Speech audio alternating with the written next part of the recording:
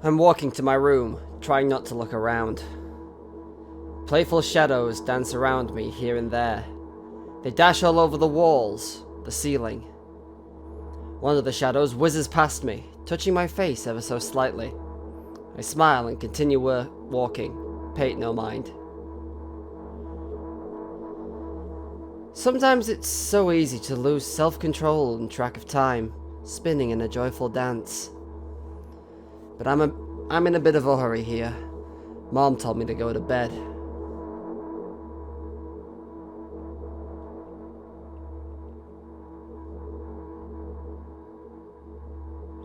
I walk past the kitchen on the way to my room.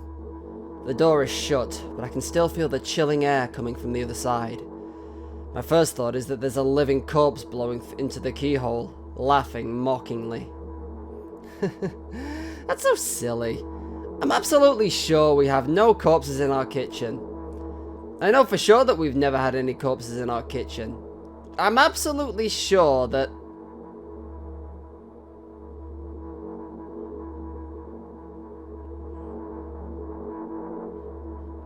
I break into a run and dash toward the closed door. The shadows intensify their chaotic dance. Are they trying to stop me or calm me down? I don't know. It doesn't matter right now. Don't you get it? I wave my hands around as I run, trying to chase away my annoying pursuers. But then I suddenly realize I won't be able to stop in time. I've got no other choice but to break the door now. If there's somebody inside, I'll surely scare them to death. But wait, how can I scare to death someone who's already dead? What if it actually revives them? No, I don't want that. What do I do? I couldn't fully complete my thought when my shoulder hit the door and it flew open.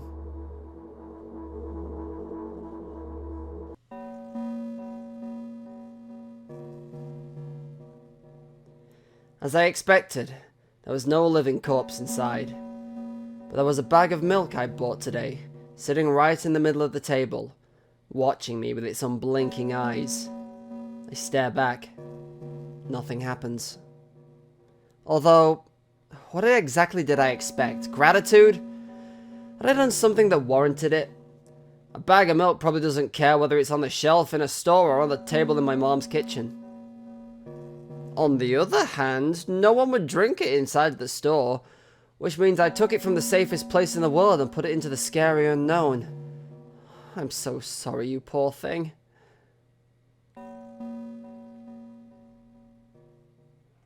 I turn away in shame and leave the room in a hurry. I only bring others trouble. I walk toward my room through a narrow corridor.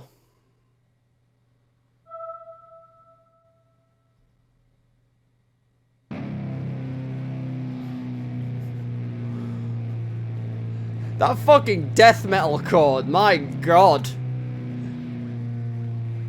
I'm sure, well, if someone hasn't, please sample that. That's fucking great. I meet a familiar formless creature at the door. It locks me in its clutches and starts sniffing every inch of my body like a hungry dog. I'm not struggling. I know it's useless. I just stay silent and endure its tight grip that stops me from moving.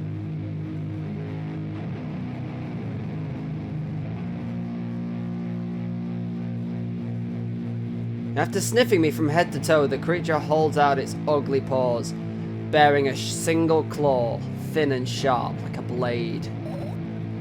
Again? I stare questioningly into the monster's bottomless eye sockets. Don't move. The creature squeezes my hands until my veins start bulging. And I just keep staring into the black cavities where its eyes should be, ignoring all pain. I've promised so many times. Stay put. The moment it says that, its claw pierces my arm. I don't feel anything other than the barely discernible crawling under my skin, and the ring of tightly sprung sinews. Sinews? Sinews? I don't know. English was never my strong suit. But then, the claw injects its venom into me. It hurts. A white veil appears in front of my eyes. My fingers cramp and start twitching frantically. I lose control over my body and slowly slide to the floor, just like last time. But why? Why do I feel so hot? I feel my blood boiling up. Strong shivers run through my body, paralyzing every single cell while my veins and arteries heat up, almost bursting from that pressure. I try screaming, but instead of producing words, I vomit a thick, milky foam. The creature notices it and throws itself at me in anger, grabbing me by the throat while keeping the poisonous claw inside my arm. Kill me! Kill me! Hysterical screams resound through the corridor. In a fit of madness, the creature starts scratching my neck. Bright splashes fly everywhere, hitting the walls with a loud sound. I try to imprint where every drop fell into my memory so I could gather them all later. I need to remember. A new wave of pain washes over me. Everything turns pitch black in an instant.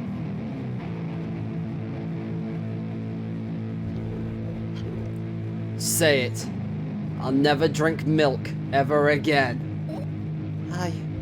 Say it! I'll never drink milk ever again. Say it again! I'll never drink milk ever again. I'll never drink milk ever again!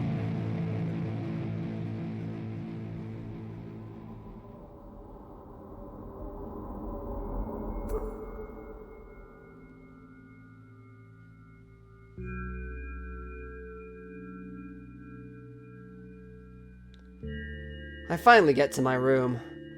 I'm so tired of all this fuss. Thankfully, I still feel comfy and warm in my room. Even the weird sounds coming from the outside don't make me anxious at all. Mom told me to go to bed, so I need to perform all the needed preparations. I've washed my face, and now I'm standing in front of the mirror with a toothbrush in my mouth. I look at my reflection. It shows absolutely no desire to sleep. Yeah, I get how you feel. And there was a time where the last minutes before I sleep were my favourite time of the day. I love anticipating the inevitable moment where the reality and the dream world would clash. I woke up for that moment's sake, lived through the day for it. My biggest dream was to sleep all day long. Would have been so cool. But the dreams always slowly, but surely slipped away. As if somebody fished them out of my head, one after another, until there was nothing left. And now I have to sleep again, even though I don't feel the need for it.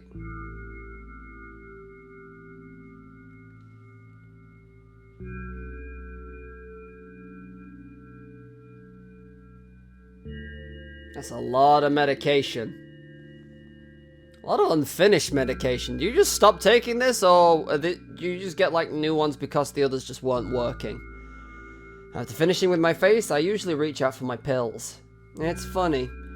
I have no idea how they work separately since I always swallow the... Let me try that sentence again. After finishing with my face, I usually reach out for my pills. It's funny, but I have no idea how they work separately since I always swallow them as a bunch without thinking. Now I want to have a better look at it. I twirl it between my fingers, to chew on it. Don't chew on your medication. I don't think it does anything, but oh my god, it tastes real bad. I learned that mistake as a kid. I'd do anything to stall for just a little more time. A smooth, protruded red capsule is looking at me.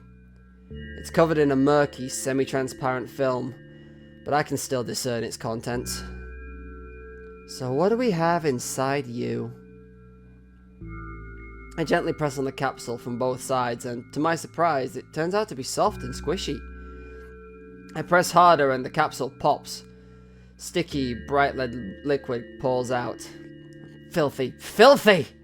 The pill flies straight into the waste bin, and I start rigorously washing my hands. No, there's no way I'm drinking that! Next was a flat pill on the same blood red colour. There were some letters printed on it. Oh, I get it. This is the medicine that makes me really sleepy. But it's not the type of sleep I want. That's not it at all.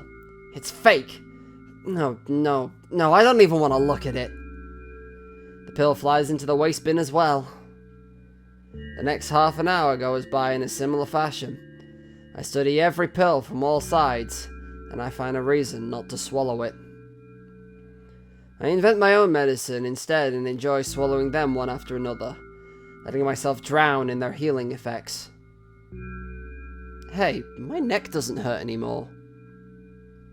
Hey, my hand doesn't hurt anymore. Hey, my head doesn't hurt anymore.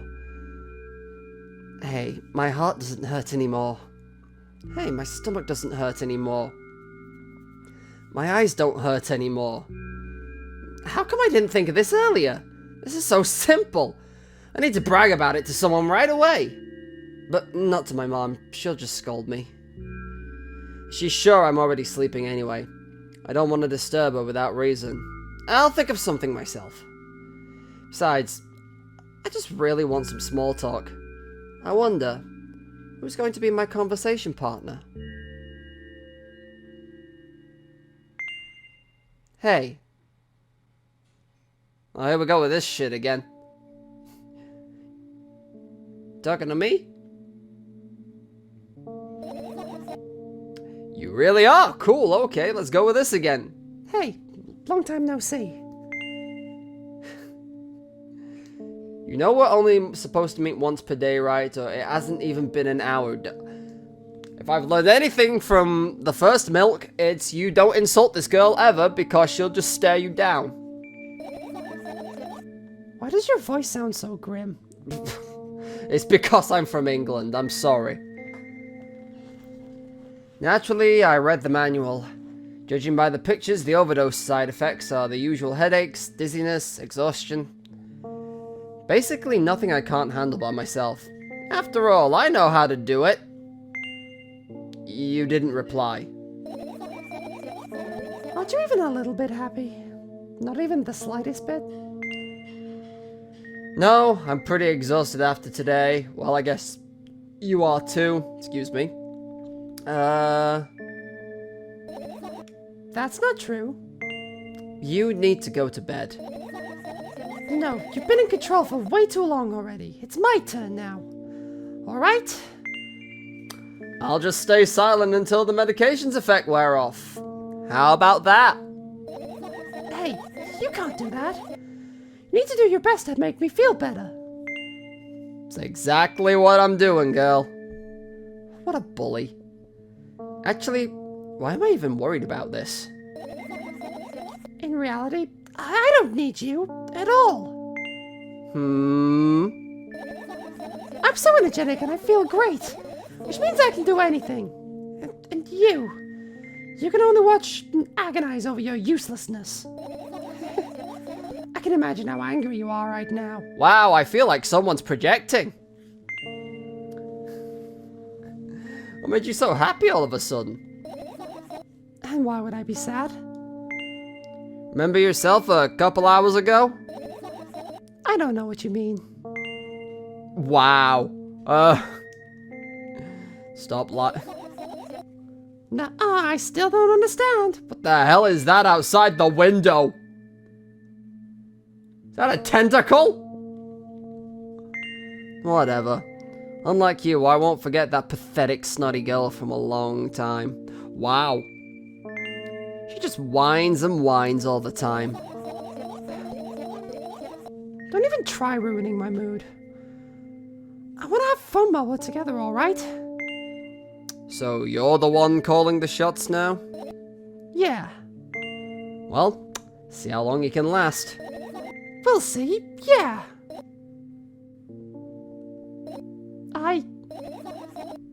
Am I really that pathetic? Say something. I can feel tears streaming down my cheeks, hanging from my chin and then falling on my clothes, burning holes in them. Yeah, it was fast, but not unexpected. Hey, at least I tried. Go wash your face, then we'll decide what to do with you. Wow, I'm an asshole. And I don't even know who I am, technically.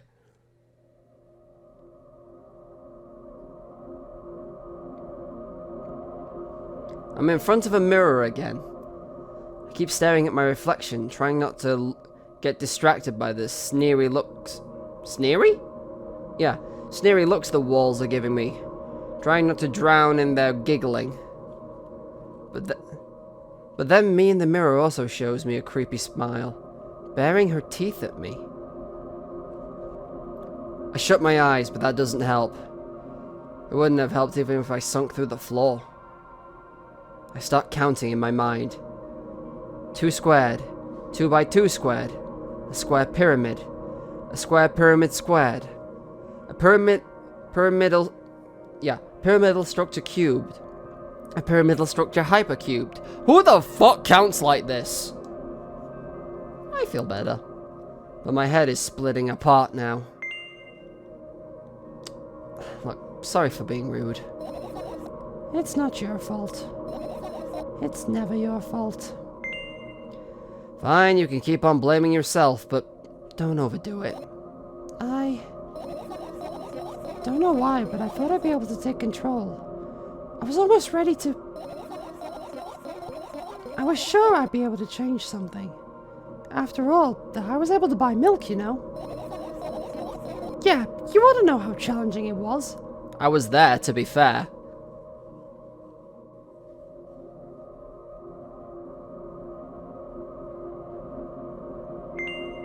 Is that why you threw away the medicine?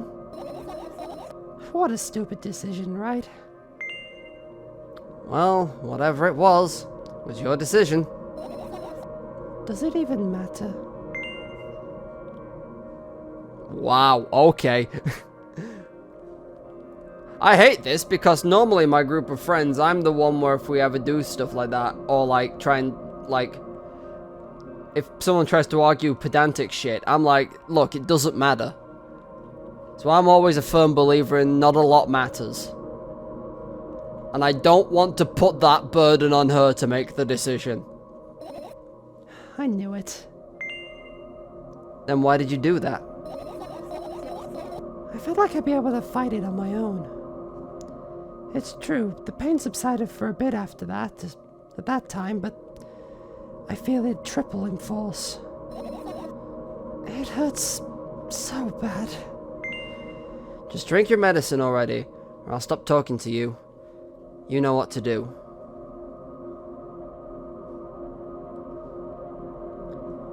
Dejected, I reach out for the shelf with my medicine. I swallow the pills one after another, chasing away the unpleasant visions that keep floating up in my memory. And yet, my mind still draws a terrifying picture. Lumps of coagulated blood in transparent coating travel down my esophagus, scratching its soft walls, leaving behind furrows. I shake my head violently. I don't care if it makes me feel dizzy or worsens my pain. I just don't want to have to think about something so repulsive. You still haven't changed. What do you mean? You're afraid of being alone. This worries you much more than pain. Yeah, I guess. I toss the last pill into the air and catch it with my mouth. Impressive.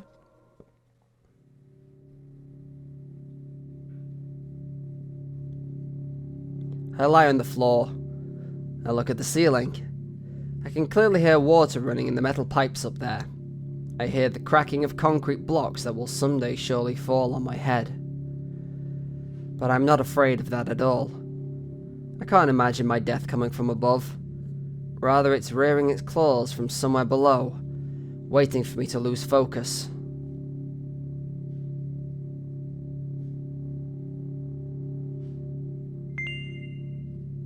Do you want to talk about it?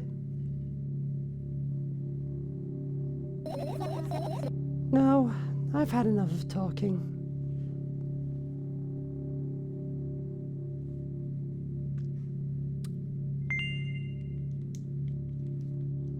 What do you want then?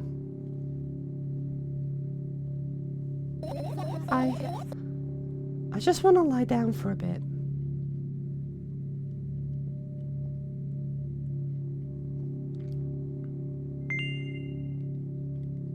Even if the ceiling is bound to collapse, it won't be today, or just leave her in silence. Look, it's what she wants.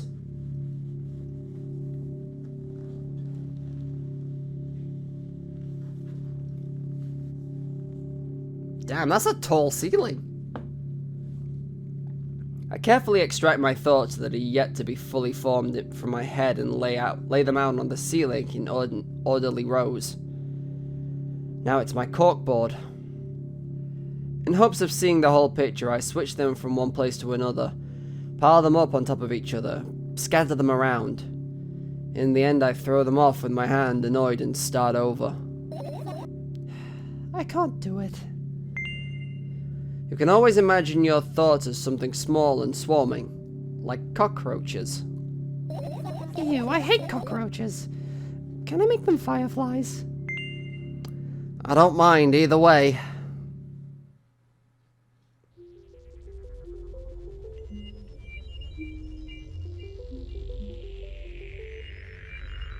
I don't even have time to blink before my thoughts, they're fireflies now, start whirling all over the ceiling of their own accord, forming whimsical patterns. I can only observe them and wait for the right moment.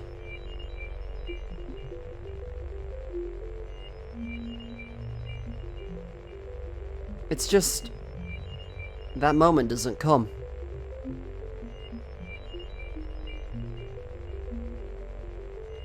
The mocking sounds of flapping wings coming from the ceiling make me start losing my patience.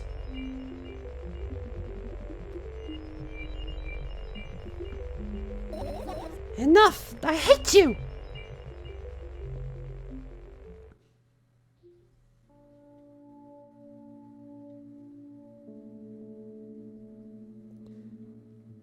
I spring to my feet and scream at the top of my lungs. The fireflies scatter. Good job! Now start over. No way! Unstable behavior makes you look bad. I don't give a damn! So that doesn't bother you? Should it? Oh, stop asking me the hard-hitting questions. I don't know what the hell to answer. No, I don't think it should. A lot of people act like this. Really? There's nothing shameful about snapping at someone, if you have reason for that. You did have a reason, didn't you? Why do all of my rhetorical questions feel like I'm gaslighting her? I don't feel good. It'll surely get better, believe me. And now start over. You're at it again. What do you mean?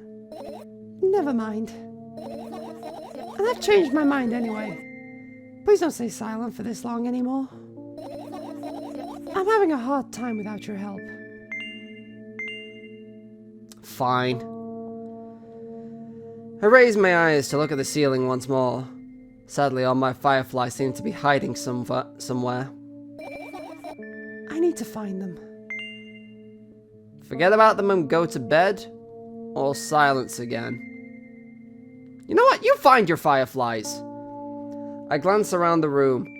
There were too many places for a creature as small as a firefly to hide. What the hell was that noise? Something splattering against the window? They can be anywhere. Suddenly I hear a deafening rumble. The clock just hit midnight. It's so late already. But I can't go to bed right now. Will you help me? Please tell me you'll help me. Come on, stop bullying me. You promised to talk to me. What were you thinking while lying on the floor? Well, what do you mean? You should know it better than anyone else. That's the thing.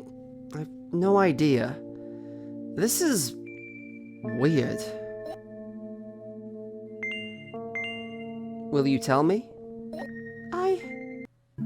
Oh.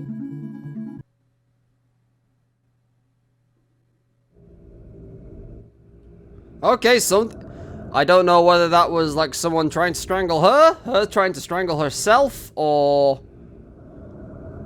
I'm sure it's more obvious looking at it in post. I roll my sleeves and start rubbing my eyes intensely. They're so itchy. Why are you crying? Welcome to the demon dimension, apparently. My eyes are itchy. Did you drink milk? Did he bring milk? I want... What the... Okay, there's some voice distorting going on for her as well. Good to know. I wonder, if I tear out all my eyelashes one after another, will my eyes stop itching? No. If anything, pulling your eyelashes out makes your eyes itch more because of the sensation and the pain that you feel from having ripped them out. Not that I know anything about this. Don't judge me, okay?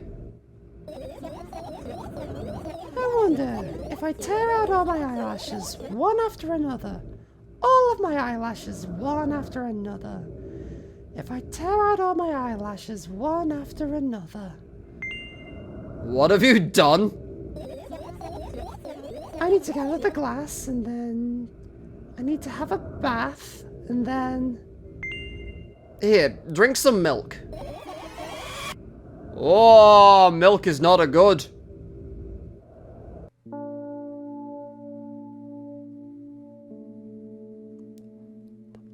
What the hell is in this milk? I don't think this milk came from a cow, I'm gonna be real. Or if it did, someone's definitely tampered with it afterwards. I stand in the middle of the room, my mouth agape, gasping for air. I think I just experienced death. I don't know any other way to explain what happened. Well, that surely was something. Will you tell me or not? About what? Let's look for the fireflies instead. You're acting weird. Help me instead of running your mouth. I've already had enough adventures before bed. I need to gather my thoughts quickly and go to bed. My thoughts are hiding from me. To be honest, I have no idea where to look for them. Me neither. I guess we'll have to tear the whole place apart. No, no, no, and no. If I make even the smallest of messes in here, I'll feel really bad. All the things should stay in their places, and that's that. Why? Are you trying to come up with a reason right now? You don't have to tell me if you don't want to. I don't, and I won't. Alright then. So we just need to find a bunch of tiny insects inside a mountain of junk without moving anything even an inch. Yeah! My oh my. I have an idea. Last time, becoming a visual novel character helped me achieve my goal. Now I want to become a point-and-click adventure game character. You know, those games have moments when you just look at different objects and something inevitably happens. It sounds so fun! What about the things you use regularly? Do you refuse to touch them as well? It would make it even more interesting. This is so childish. I want to know what the best part is? You'll be the one doing it. Oh no. Oh, yes! I start panicking as soon as I get into a multiple choice situation. I'll just keep changing my mind and end up crying and running away. Do you want that to happen? You're such a handful.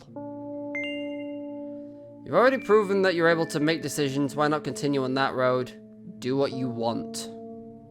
I feel like there's no getting around this at this point. Do what you want. I go to the middle of the room and look around.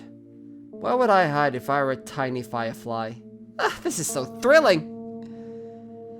My heart gets warmer from the pleasant anticipation. Hey, What? look down. I look down. After a moment, a small ball of light and warmth crawls out from under my sweater. Wow! Wowie, there's smoke coming from Wait, what? That's not how fireflies work. They're not actually on fire. Oh, whatever.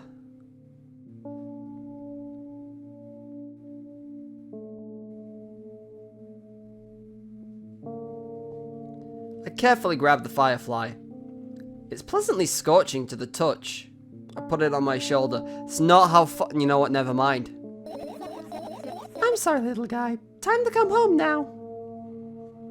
As if it was an order, the firefly slowly drifts up, circles around my head for a bit, and then flies into my ear with the speed of a bullet. It tickles. One down. Let's look for the others. Yeah! There are times when I, like, do the speech for her, and I think she sounds a little too happy. Oh, this is a little more than I had thought, wanted.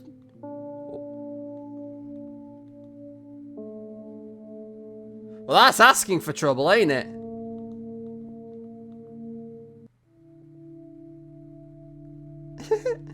This is my sleeping bag.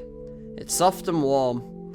I'm sure that no living creature would be able to resist the temptation to spend a minute or two inside. They'd want to dig deep into it with a couple of favorite items, close their eyes, and then... Hey, did you fall asleep? Huh? I gently slap my cheeks and return myself to my senses. It's already past midnight. Usually I'd be sleeping like a log at this time, but right now I can't. Let's continue searching. Hey, maybe we'll find something inside. Nah, my thoughts don't have a feature of putting... Nah, my thoughts don't have a feature of putting to sleep. Quite the contrary, they always cause insomnia, just like tonight. I would go what? But I get it, so we'll go with okay. I will not pry much further. I don't like the eerie silence.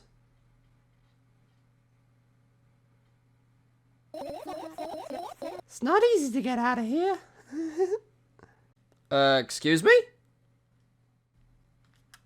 I'm pressing the advance button, but it's weird because I can pause the game fine. I can pause and like go to the menu.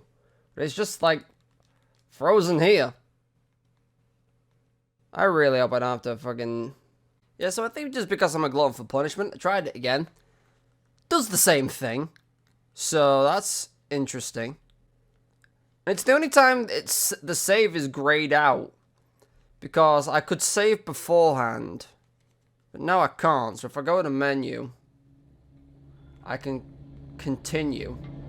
And just not look at the vent from here on out. So... I mean, I do want to examine the glitchy pile of trash, let's be honest. But I think I should do that, like, last? I don't know. The hell is this tiny thing? What's this?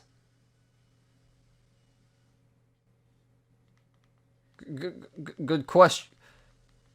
No? Nothing? Can't look at it. Can't look at it again. Well, that's good to know. Okay. Radio?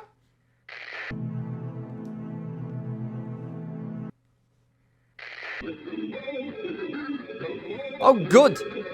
Nightmare fuel. Just what I wanted. What else she got?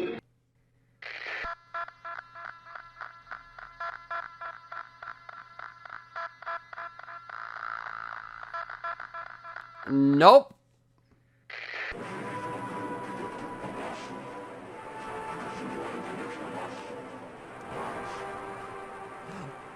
Okay, I'm gonna be real. I think most of this music's a bit too avant-garde for me.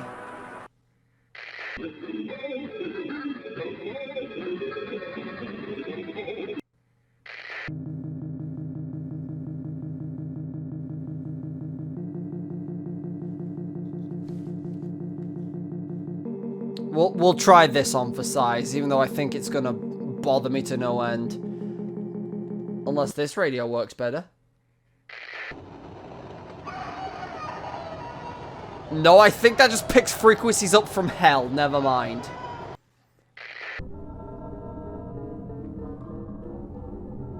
You know what? These hell sounds sound slightly more pleasant.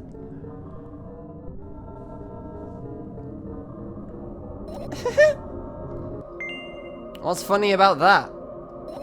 I imagine myself being a firefly that is looking straight at a giant fan. And?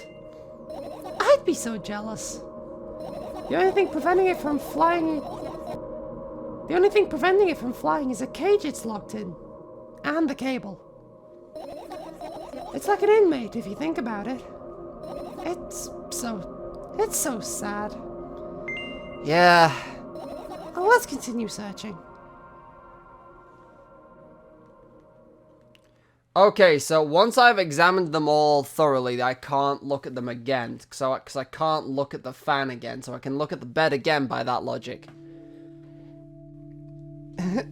This is my sleeping bag. It's soft and warm. I'm sure that no living creature would be able to resist the temptation to spend a minute or two inside. Hey, did you fall? Is this the same as before?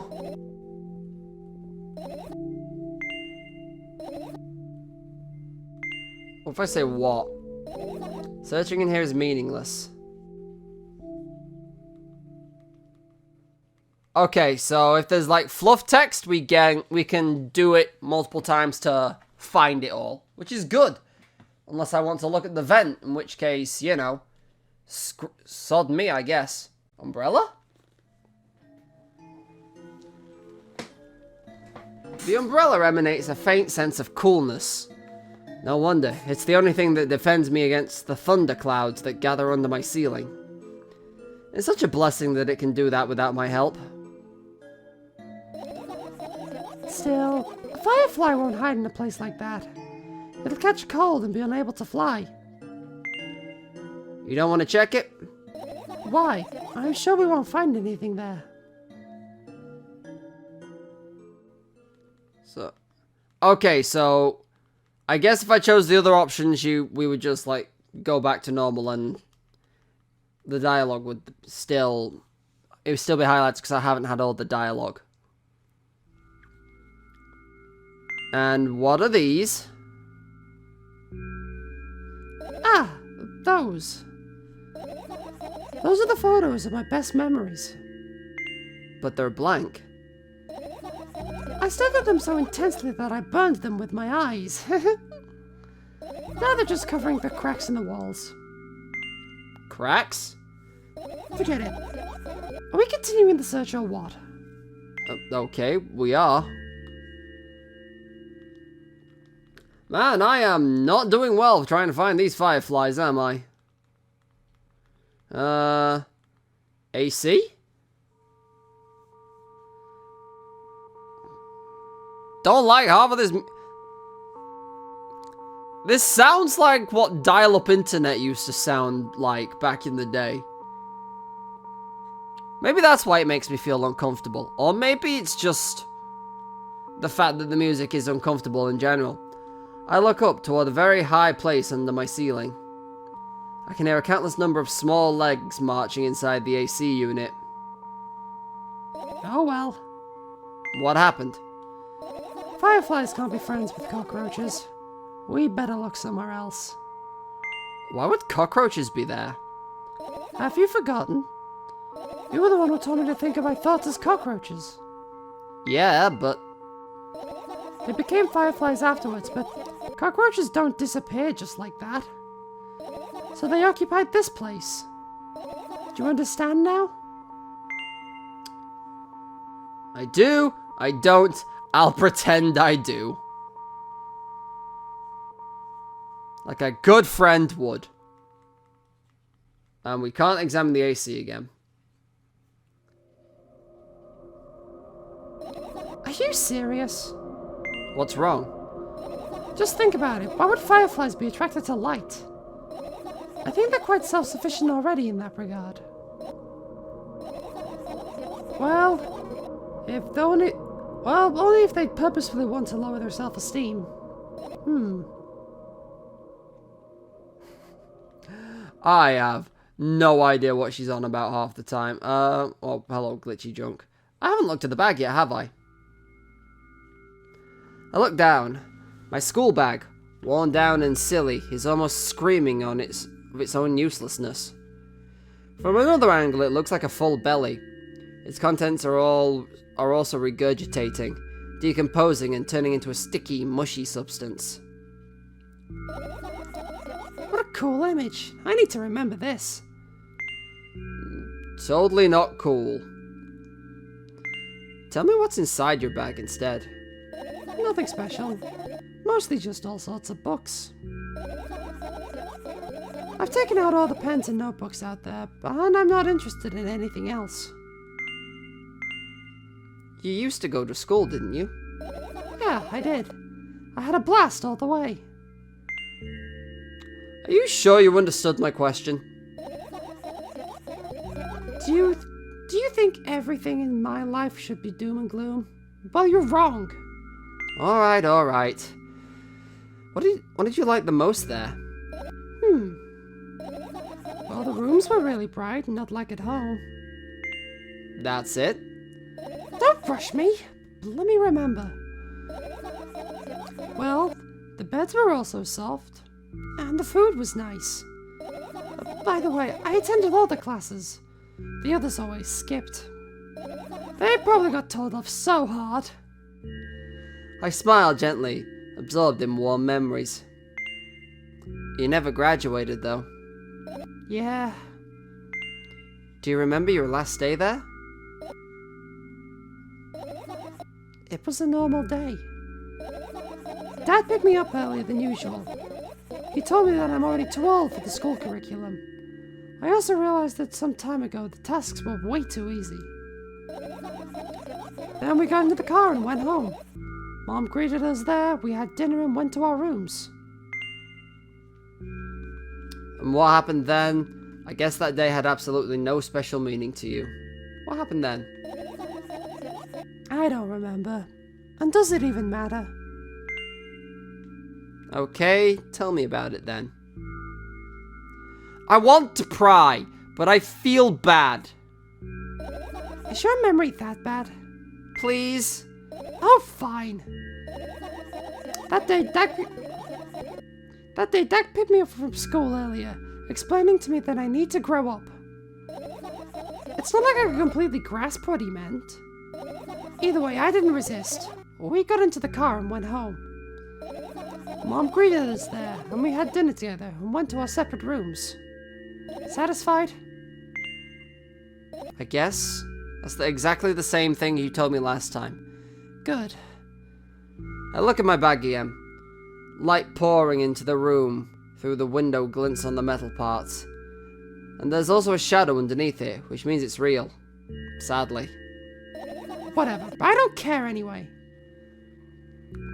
I almost end up kicking the bag in a fit of sudden anger, but I managed to stop myself in the nick of time. If I move it even an inch, the whole picture will collapse and I'll go blind. It's already happened countless times. What do you mean you'll go blind? I've spent months memorizing the location of everything in this room. That's why I can see it so clearly and vividly. You won't get it. Look at your feet. I look down and see there's a small insect crawling toward me from my bag.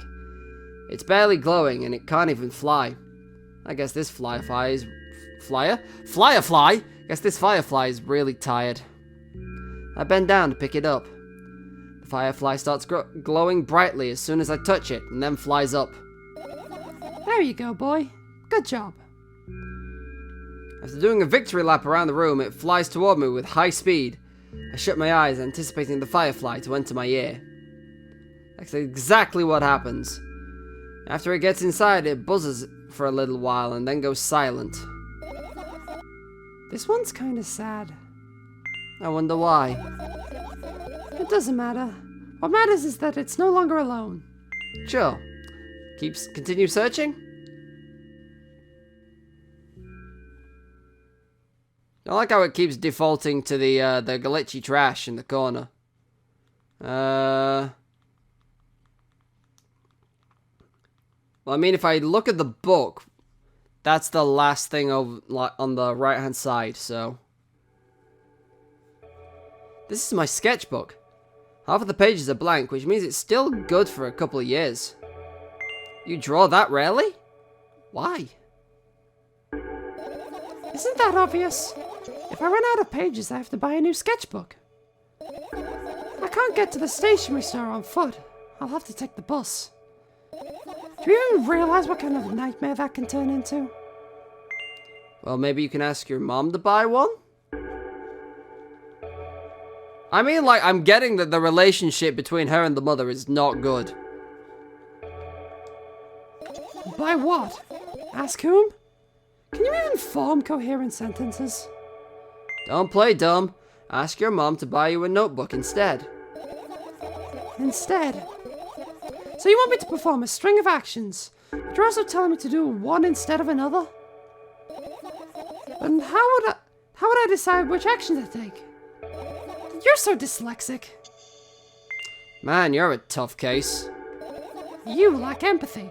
Is that my fault? I get closer to the sketchbook, stepping over the wires, the sleeping bag, the cracks in the laminate, and the window's reflection. The sketchbook is lying on the stool. From my height, it seems like the stool is missing 2 legs. I squat to look again. All the legs are in place. Will I be able to think of an interesting allegory?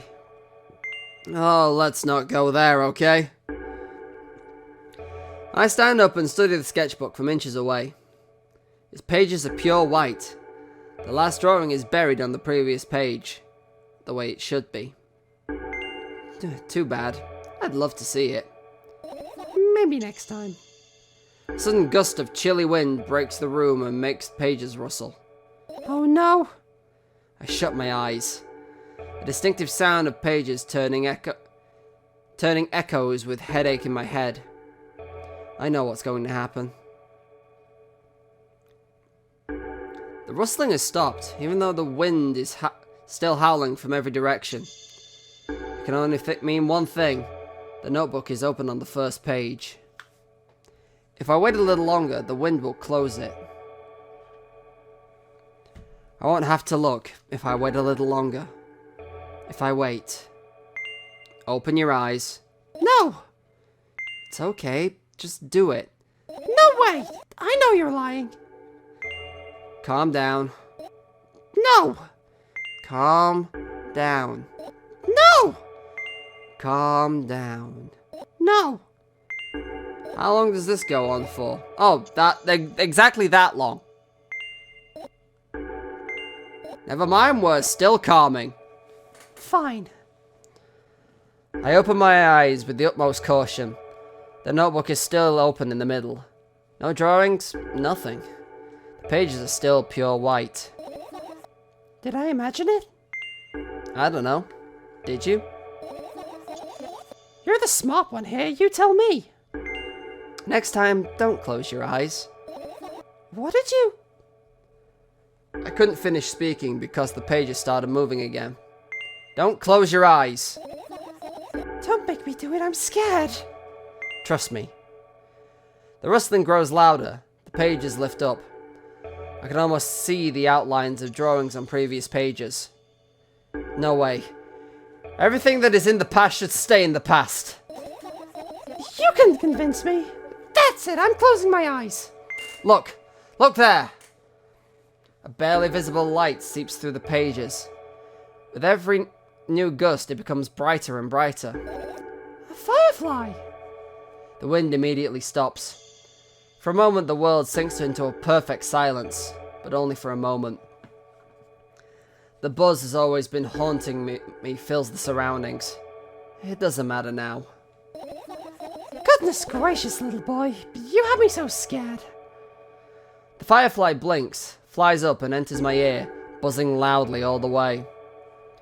It spends some time looking for the perfect spot in my head, and its buzzing dies down. Are you okay? We're running short on time, so let's continue searching. So we've got 2 fireflies now. Good to know. Also, the fact that that saves so quickly is why I keep doing it so often. Toothbrush?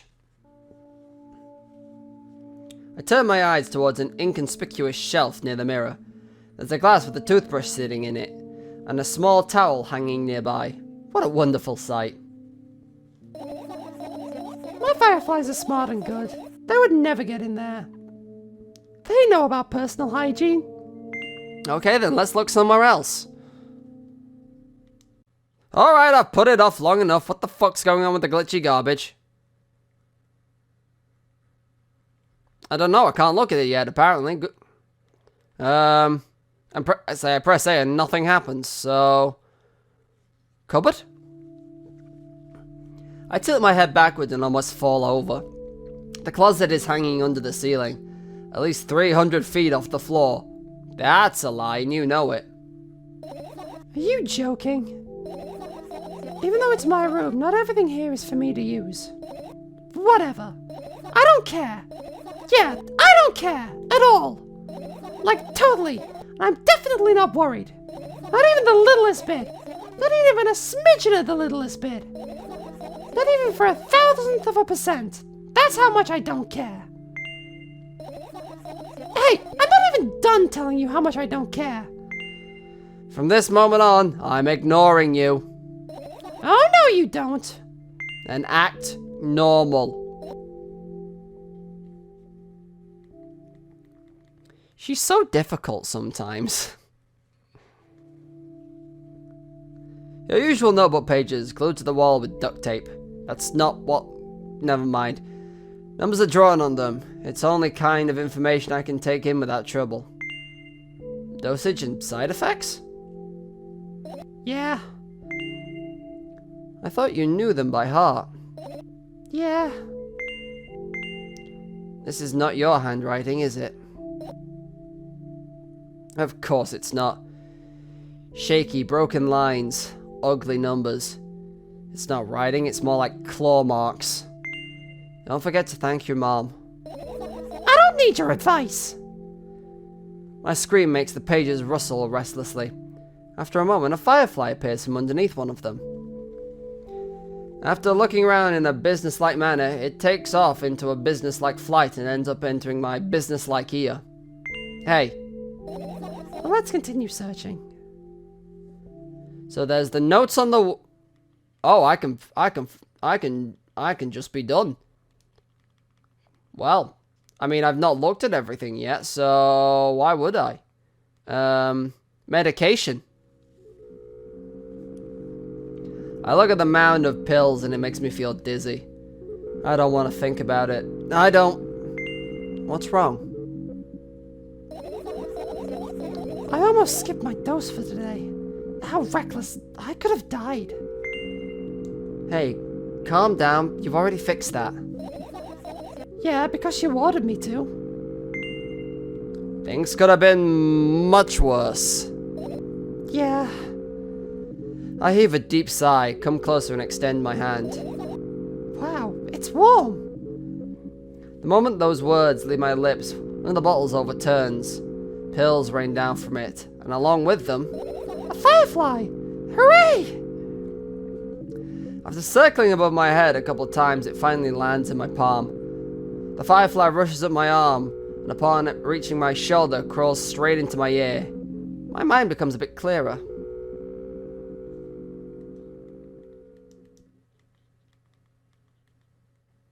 What's in the trash? I get close to the waste bin and look inside it with curiosity. Pill packaging, notebook pages, another garbage. Boring. There's nothing here.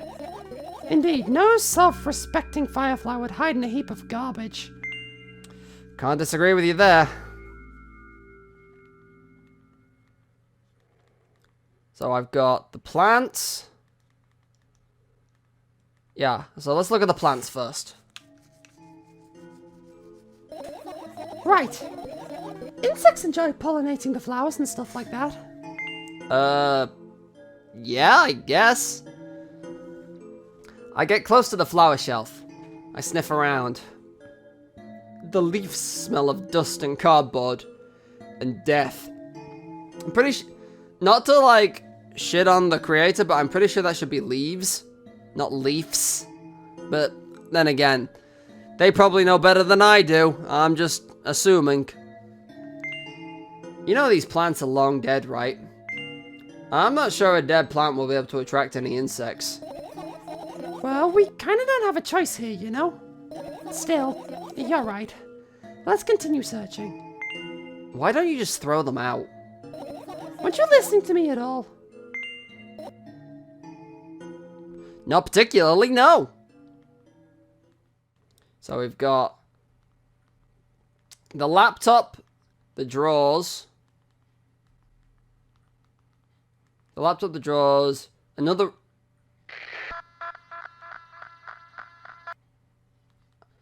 radio. I look at the alarm clock. Time continues its unstoppable flow. It's so late. Are you tired? You bet I am. I let out a theatric yawn and hold my arms to the side.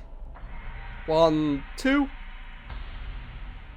Then I raised them above my head. Sorry, the game said yawn, so, and it's like 10 to 11, so I feel obliged to, you know, comply.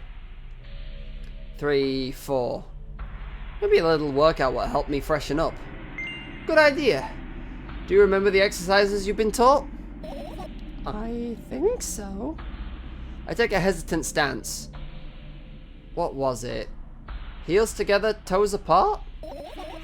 Whatever, I'll go with that. Count down 5 minutes. Fine, you have a clock right in front of you though. I can't look at its hands for too long.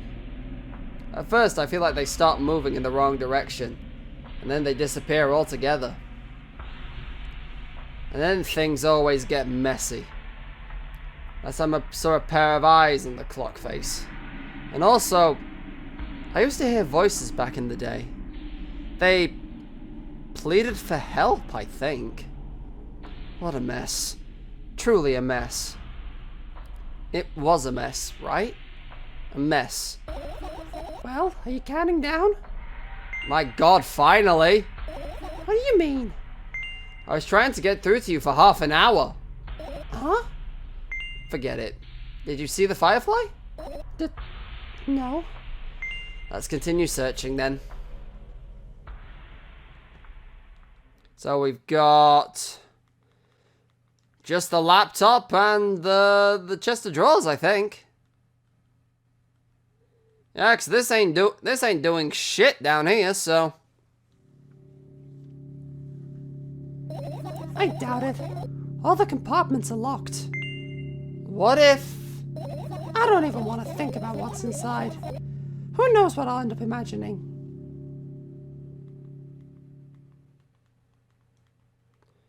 Just the laptop then. I look at my laptop. I haven't touched it for years, so it's covered with a layer of dust as thick as my finger. A bizarre item. I fear it. Why? It's a long and boring story. Wonderful! Tell me about it. I insist. I don't remember how it appeared in my room.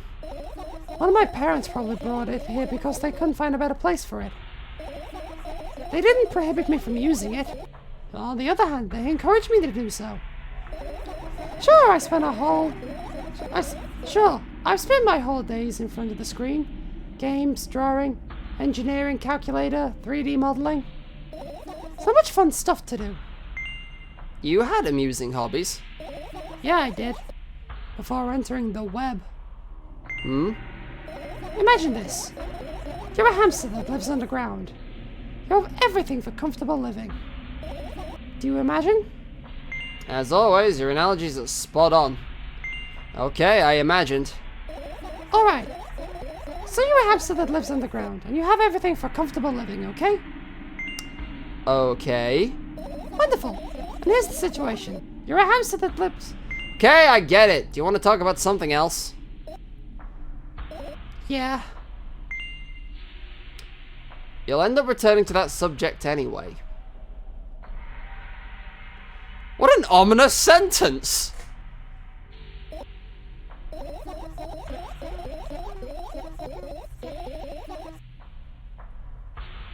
On one wonderful day, someone digs you up from your hamster house and brings you to the pet store.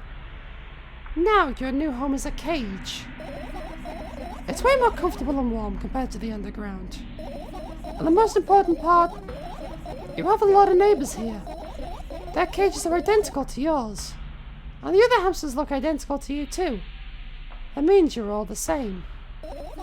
Apart from the fact that they were born at that shop. You ask, what does that indicate? And I'll tell you, nothing at all.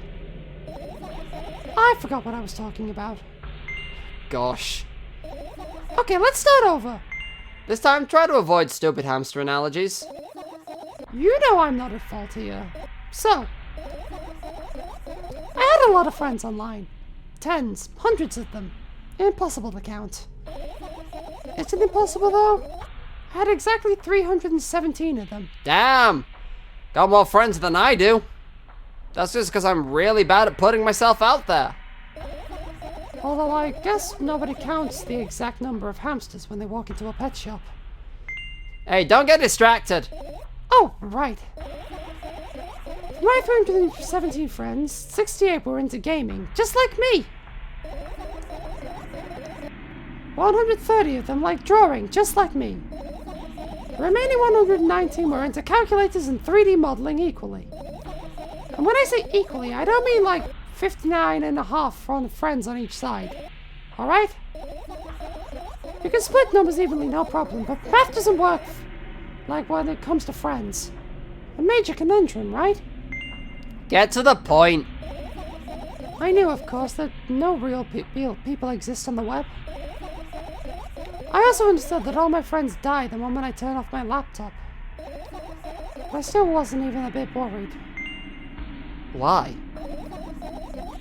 Do you know what computer programs consist of? It's just a combination of numbers. Which means my friends are also numbers. Isn't that amusing? Not really. Why do you call them your friends? I mean, everyone who shares my interest is my friend. I don't care whether they know about my existence or not. Anyways, as I was saying, every program has its own algorithm and purpose. Its mathematical formula. And if you solve that formula, you'll be able to predict the program's behavior at any moment.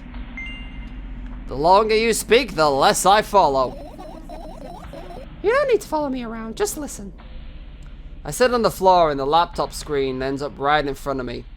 The only thing reflected in it is my dim face. A web person is just a random picture and a random string of letters. Words and actions from the web person are just executable code.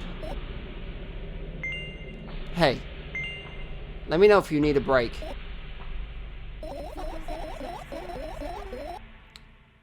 One day something appeared. From that point, my laptop was always on. There are no real people on the web, but he was good at pretending.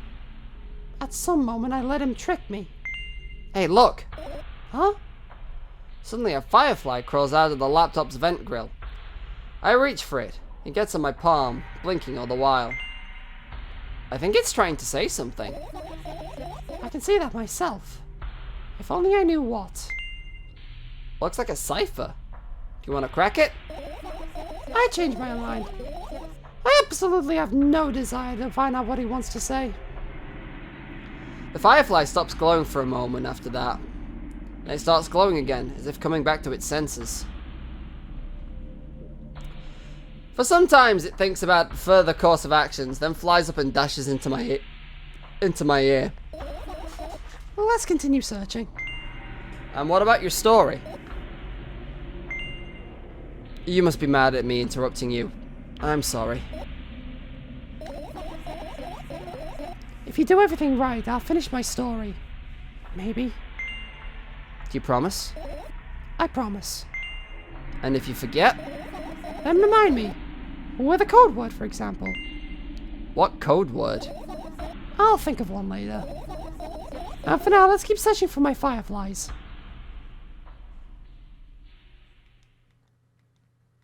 I think, other than the 3 radios, this glitchy motherfucker down here that I can't do anything with. Hold on, let me save again just in case.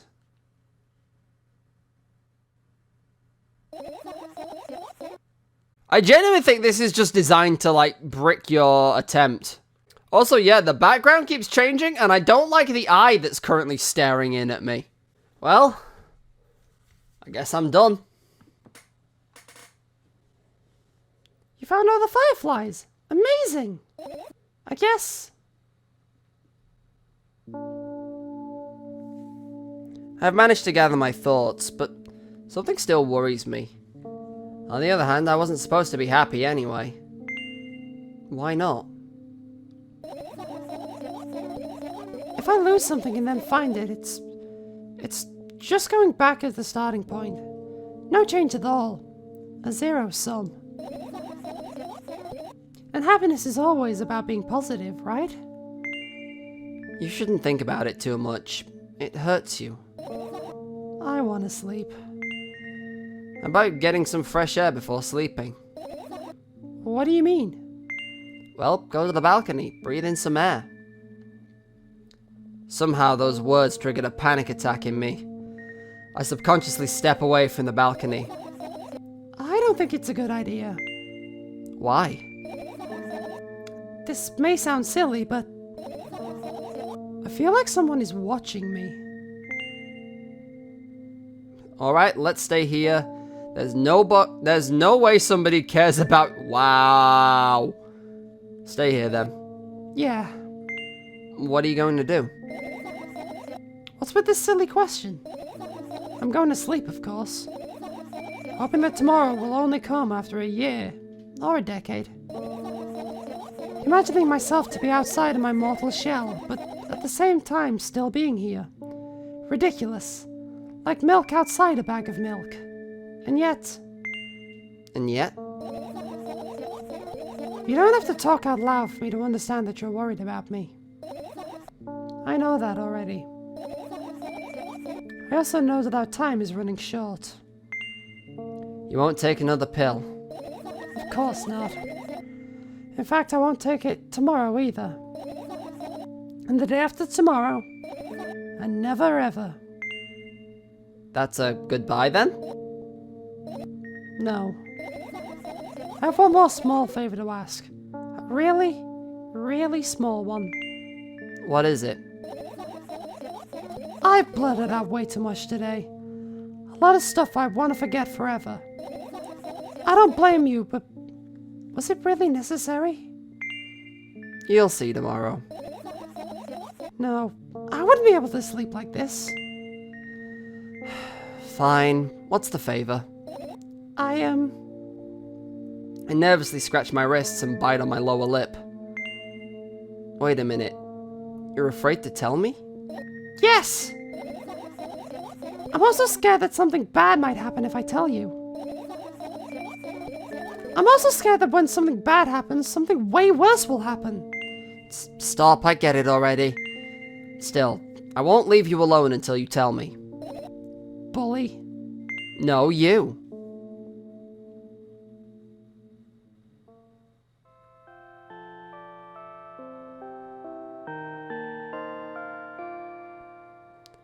I crawl into my sleeping bag.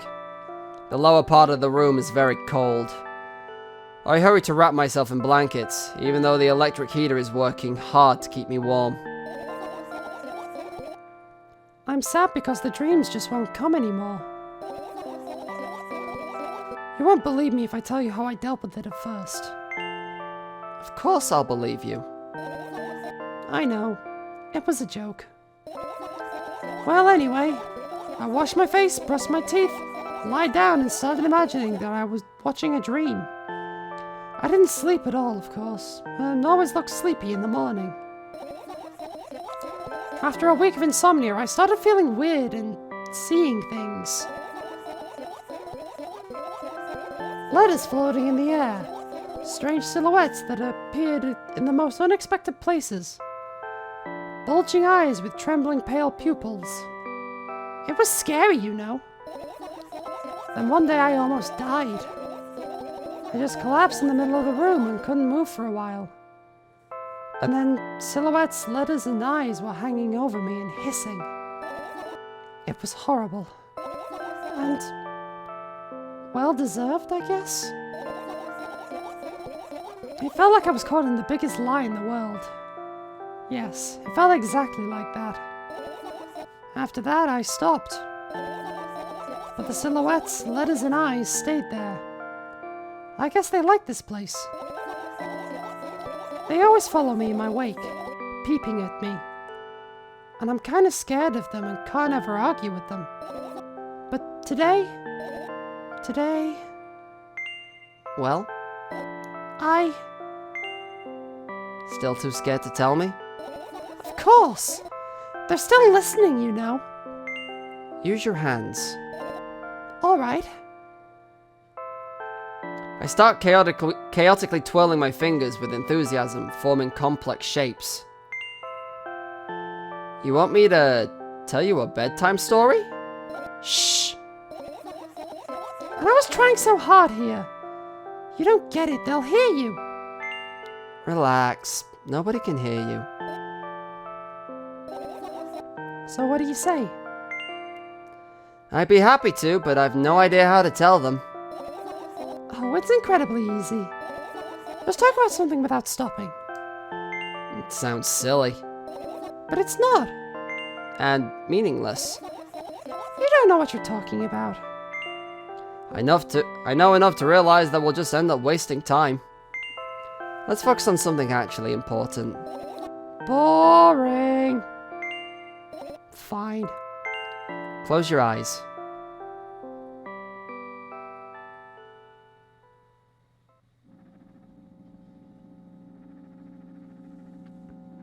Hello. I wake up at a wooden bench.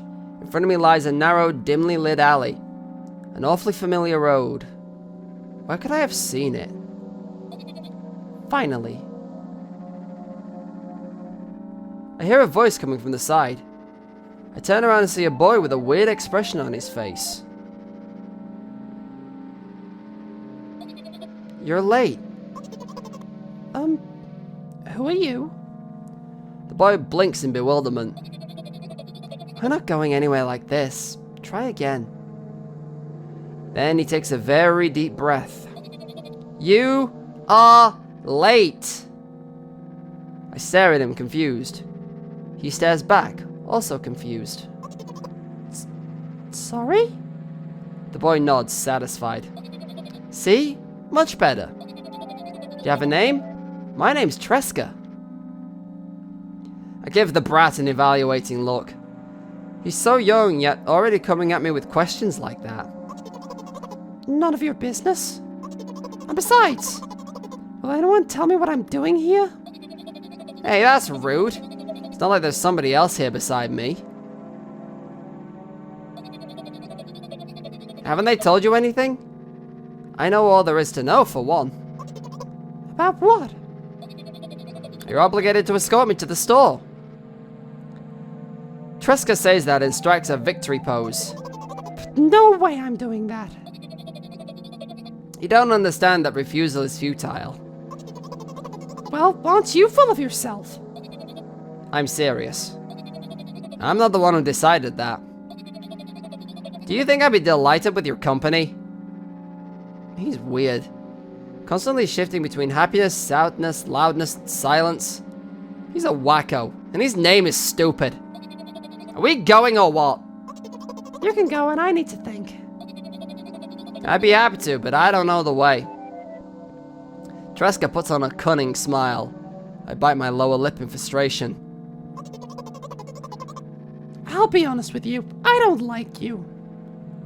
He simply bursts out laughing in reply. I do like you, though. And he grabs my hand without hesitation. I don't even have time to retort. Lead the way!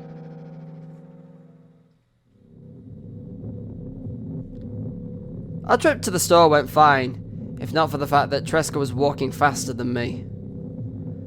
And on the other hand, at times he stopped abruptly and went backwards, studying the ground underneath his feet. In the end, the trip took a lot longer than it should. After reaching the store's doors, we were greeted by a sign. We're closing in 20 minutes. What a bright idea to indicate their working hours in this way. They probably have a special staff for this, so no runs to change the sign every 5 minutes. It's convenient. Are you joking? Yeah, You're so annoying. it's much better than being boring. How old are you, by the way? None of your business. What's your name? None of your business. I was ready to slap the living hell out of the brat, but a scary-looking man suddenly appeared behind the glass. He's holding a cardboard sign that says we're closing in 15 minutes. Let's go. What are you waiting for? Huh? Oh, yeah.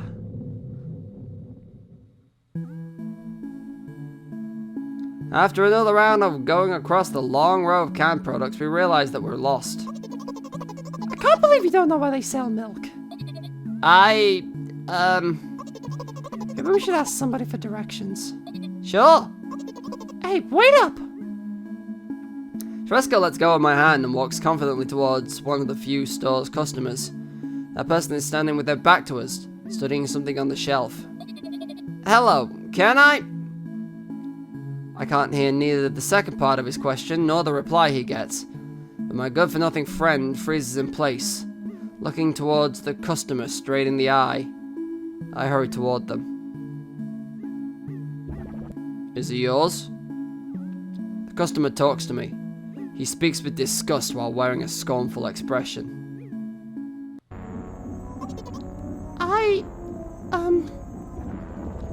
If he's yours, please get him away from me. Yes, I'm sorry. I grab Tresca's hand and lead him away. He's still looking at the customer, his mouth ajar and eyes popped. He's also shaking.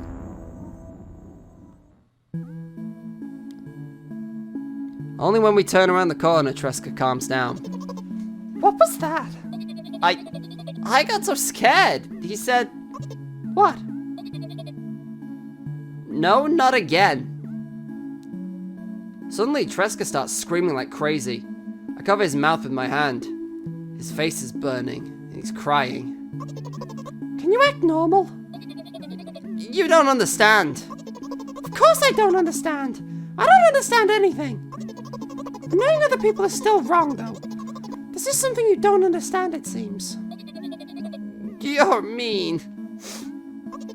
Who, me? Tresca pushes me away and runs off. Drat. At the edge of my vision, I see the store staff hanging a new sign on the door. There you are. I meet Tresca at the cash register. Before that, I managed to visit the milk department after finding out where it was. Hey you, move! I hear an angry voice coming from the other side of the queue that has formed after Tresca. I squeeze through toward him. What happened? The boy doesn't respond. He just looks at his feet and sniffs. The cashier towers over him. There's a bag of milk lying between them. Is it yours? Yes. Just leave him home next time. People in the queue nod in agreement. Pay for the goods, please. Yes, of course. And the waiting fee. What? You heard me. I did, but that's unheard of. Tresca starts giggling all of a sudden. And for the fact that your son is a retard too. I don't think you can say that! I'm just... Look. I was gonna say, I don't think we could say that in 2023. But it's staying in the video. But... You heard me. You know what? In a fit of rage, I throw a banknote to the cashier, of much higher value than needed, even counting all the stupid fees, and grab a bag of milk and turn around on my heels. We're leaving, Tresca. We spend the whole trip back in silence. At some point, we end up turning right toward a gas station. There, Tresca finally breaks his silence. Do you like ice cream? No. Okay. I look at the boy's face. A light flickers in his eyes for a brief moment and then goes out. You know? He turns away from the path and walks straight towards the highway with determination. I stare at his back, confused.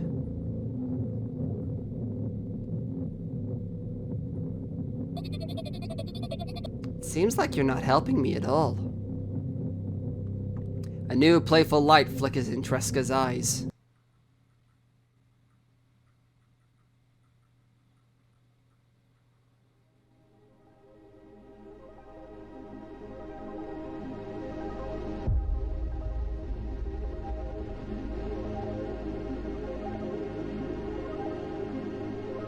I don't think you should be staring at that.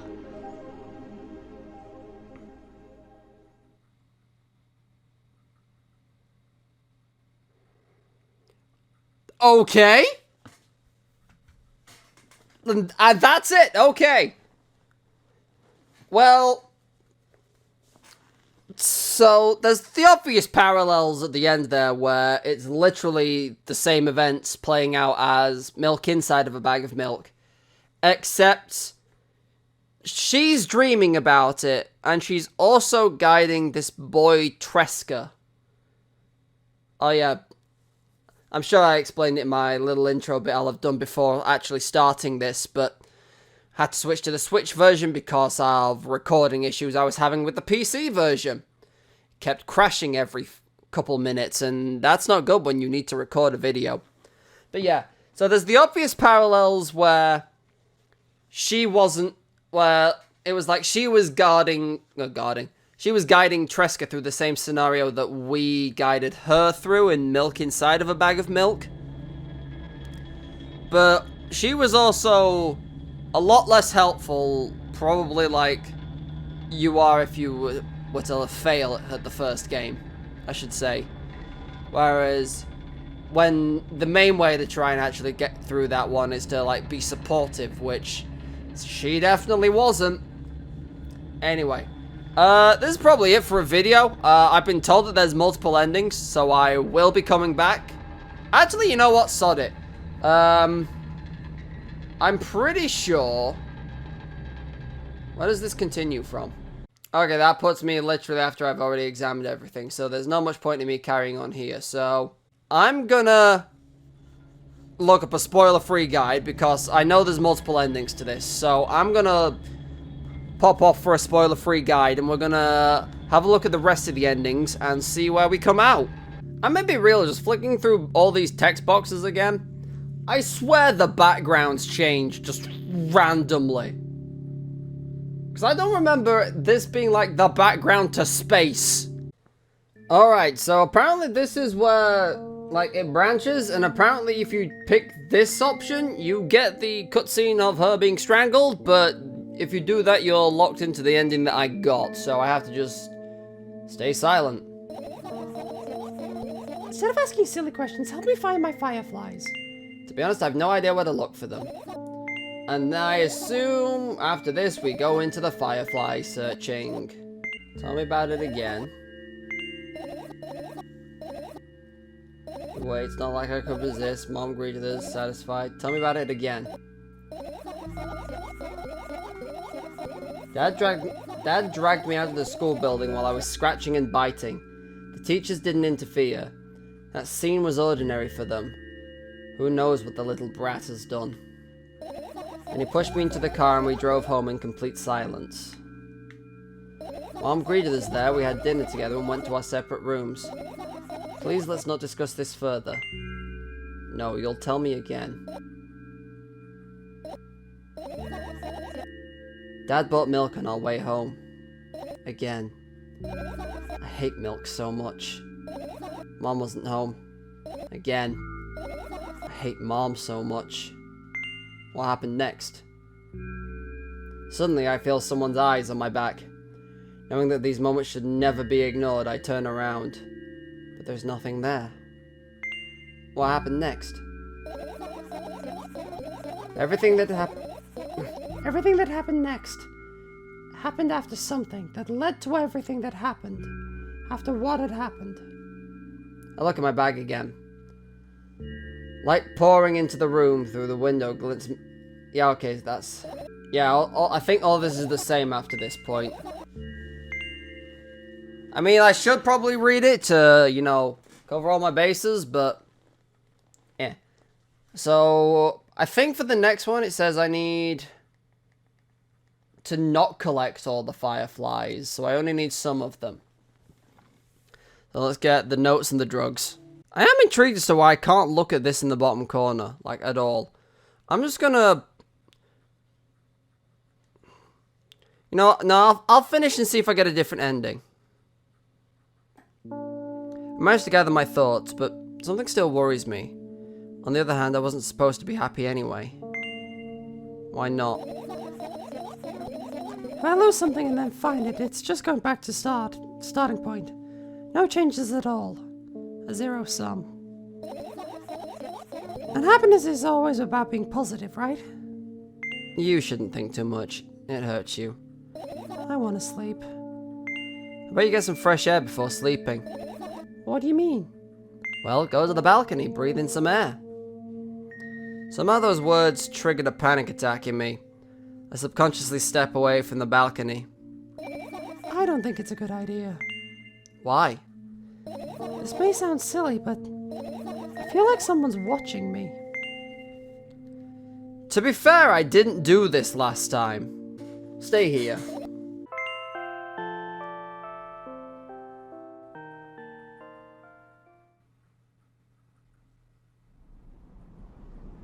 Okay, we're different here.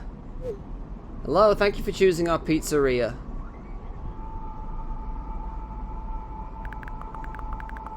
You know, this place is so empty. Though I don't feel particularly good or bad because of it. I'm all alone, but at the same time it feels like I'm not. There's a lot of thoughts in my head. They always keep me entertained. I can create a whole new world with them. I'm sure to be able to fill the void around me if I try hard enough. Although, no matter how much I think, my surroundings don't change. Yes, things happen in my head, but they never left the premises. And it's not like I tried to suppress them. Maybe they were afraid to come out. She's like messaging someone. What kind of pizza would you like to order? Anyway, there's so much space in my head that could be put to good use. So every thought would make a senseless and merciless circle in my head, destined to go back to wherever it started. But there should be an end somewhere. You can't wander around forever.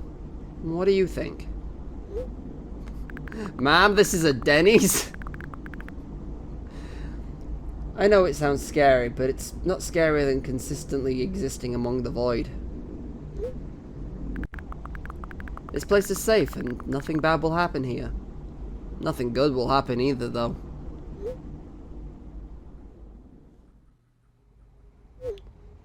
Please note that we have a special offer right now. 3 pieces for the price of 2. Yeah, there's probably nothing good in having the same thoughts over and over. What's the point of having them anyway? I could have escaped from here, but I feel like my thoughts aren't helping me at all. They should be ashamed. Probably. I tried to find it, but it turned out to be a waste of time. No matter where I look, it's not looking good, pun not intended. And that strips me of this last bit of hope for salvation.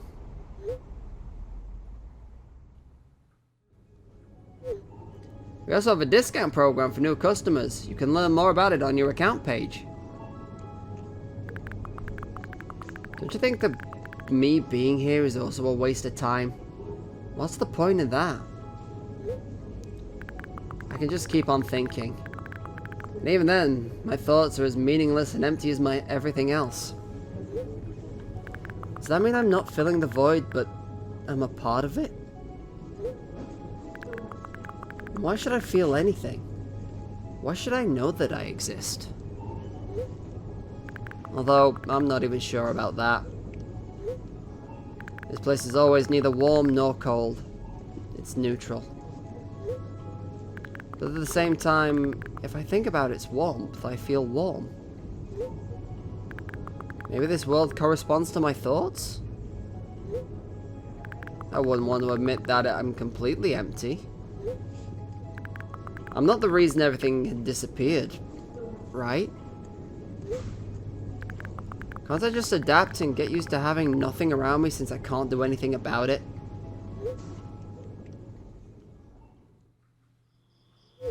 Are you ready to make your order? Yes, that's right. I shouldn't care. It's empty here, and it makes me feel neither good nor bad. I'm all alone, but at the same time it feels like I'm not. There are a lot of thoughts in my head, and they always keep me entertained. I can create a whole world with them. This place is safe, and nothing bad will happen here. Nothing good will happen either, though. Me being here is a waste of time. I don't fill the void, I'm a part of it. This strips me of the last bit of hope for salvation. I shouldn't care. It's empty here, and it makes me feel neither good nor bad. It's nobody's fault that I can't see a door here. What's the point of having one?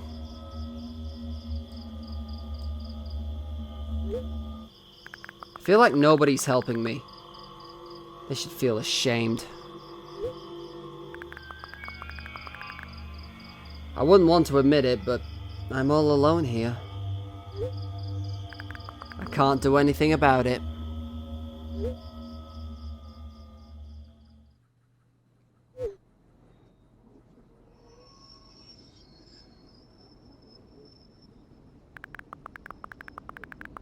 I don't care that this place is empty, you hear?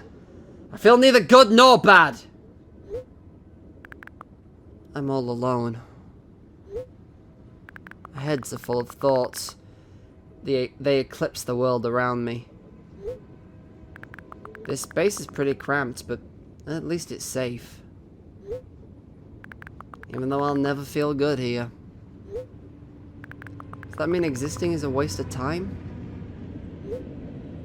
I need to decide, and my thoughts will help me. They'll lead me to the exit, and I'll be able to feel proud of myself. I'll be able to save myself. And at the same time, I don't really care anymore. This place is empty, but it makes me feel neither good nor bad. I'm alone, but my head is full of thoughts. A whole world, one might say. If I try hard enough, it'll be able to fill all the void around me. Maybe, like, get off the train tracks? Still. No matter how much I keep thinking, my surroundings don't change. Yes, something happened outside my head, but... what was it? There's not enough space for my thoughts. It's already filled with something else. It's about to be filled with fucking train in a minute if you don't move. Even if there's nothing around me, I'm still here. And my head is still full of thoughts. If I try hard enough.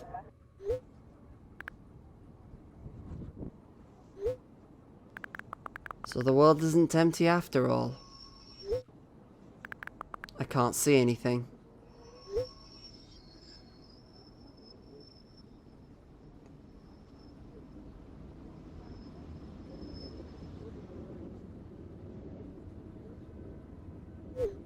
Session timeout, please.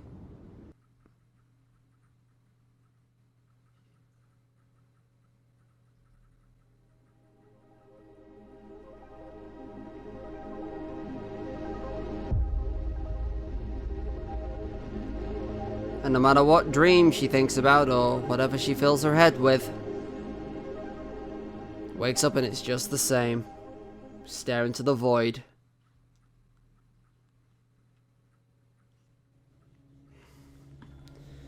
Well, that's another one of the endings. I'm not entirely sure now what to do for the other... Apparently there's 5. And I've done 2 of them. Right, so... in order to trigger the next one... I need to look at the laptop. I think I've already screwed this up, but... 'cause I was trying to mash through the text now. I've already chosen one of the things that don't work. So, you know what we'll do? We shall look at... we shall gather some fireflies. Right, so since I screwed up the one I wanted to, I've got all of the fireflies, I think. I did, yes. So the one thing I've not done so far is I haven't gone on the balcony. Don't think it's a good idea. Like there's no way somebody cares that much about... well, that's... Just for a couple minutes, okay?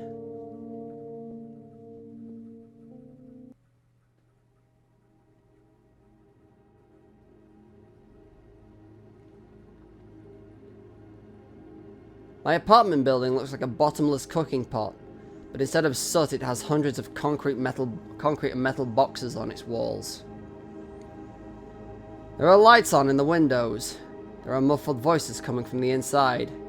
The howling wind spirals up and splits into hundreds of independent streams. Seems like it wants to be heard by every person living here. Must feel so lonely, living in endless silence. Your apartment building is pretty weird, isn't it? I could see the horizon from my window before, and the building grew for miles in both directions. I guess at some point it circled around and closed in on itself. Nothing unusual about that. Beg to differ. How do you feel? I definitely feel. Sometimes that's more than enough. Still, you're anxious, aren't you? Of course. Moreover, I'm completely terrified. Was it that obvious? You're looking in every direction, but not up. Ah, this... I've already told you, haven't I? About what? You know, small stuff. Can small stuff make you terrified? Dude, people stress over... yeah, people stress and worry over the small stuff all the time. It's... hard to explain. I climb up the metal railing and let my legs hang down. I sneak short glances at the abyss from time to time. It replies with angry, cold breath. That's how we interact, like old friends. Sometimes I feel the whole world pretends to be crazy. As if it's trying to make me believe something that doesn't exist. That's weird, isn't it? Yeah, but at the same time, it makes me feel a little happy. Everything around me was created for my sake. To deceive, trick, and confuse me. If that's true, I guess I'm not so crazy myself, after all. You believing in this is the definition of craziness. You're probably right. Another gust of wind blasts against the pot walls, smashing the glass to dust and blowing away the concrete crust. I, on the other hand, feel a gentle breeze that only ruffles my hair. Friggin' the image shifted, Jesus Christ. I'm cold. Let's go back inside.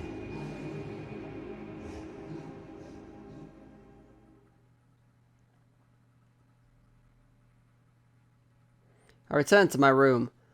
Thankfully, it hasn't changed one bit during the minutes I was outside.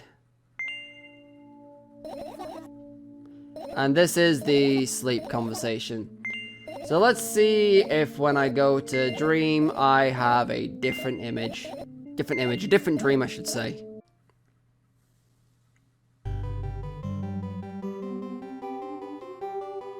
Well, this is different. Ugh, another terrible morning. Boo. Why is my face always so stupid? I wonder what the others at school will think. Well, it's not that I care too much. I just don't want to be branded as a loser on my first day. Cheer up, there's nothing wrong with looking different. That's not what defines you, after all. Hey, hurry up. Yes, Mom.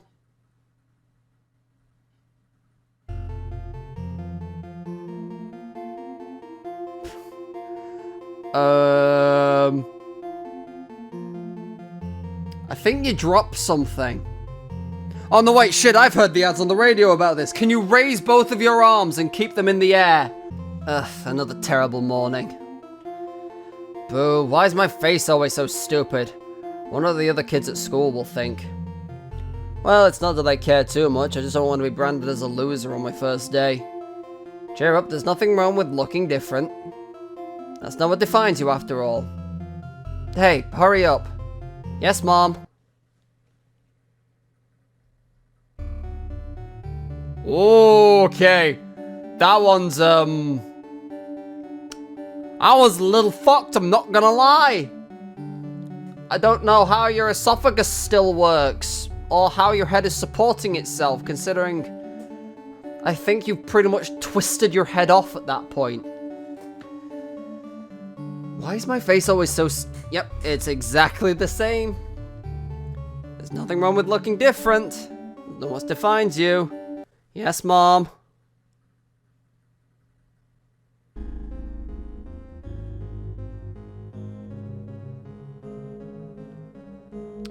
Don't know how you can see this one. Hurry up. Yes, Mom.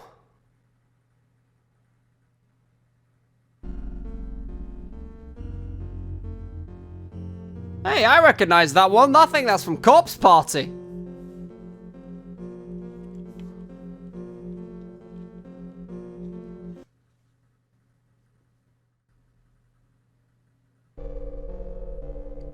That one I hate. Why is that one the worst one?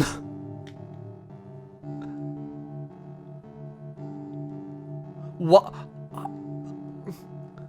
I don't...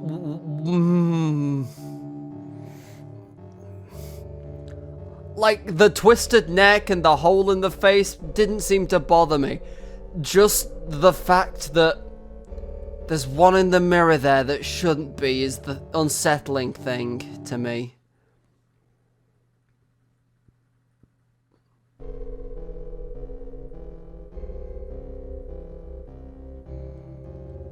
Okay, I'm gonna be real, this one's just kind of silly after the last couple.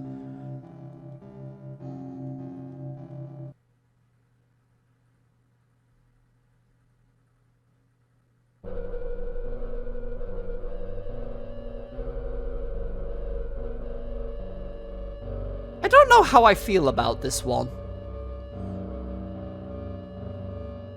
The whole lot of eyes is definitely an unnerving thing if I were to consider it in real life. And this is probably one of those things that if you think about it in terms of like reality is a hell of a lot more terrifying than... Well then again, the last one, the eyes melted, so that's terrifying in and of itself. I don't know, just the simple one of like the ghost girl stood next to her is more terrifying to me than...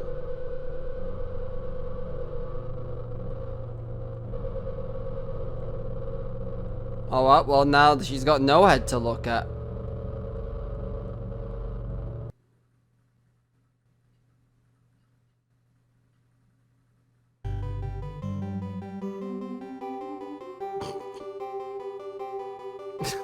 Oh, I feel wonderful today!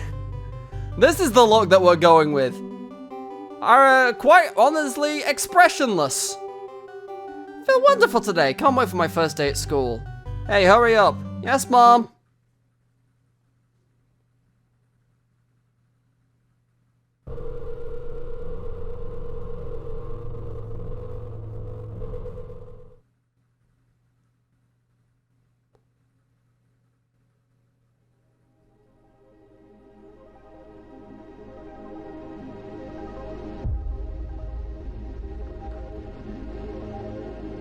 And again, all we do is stare into the abyss.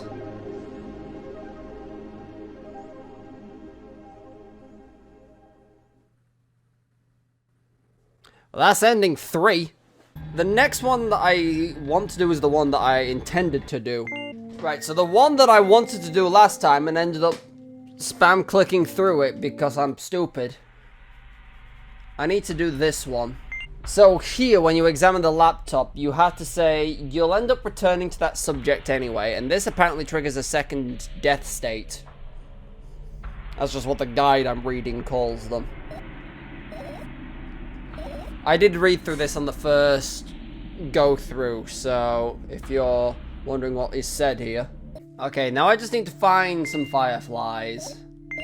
And then not go on the balcony, I'm pretty sure. Okay, I can finish searching. Okay, let's see what happens with this one.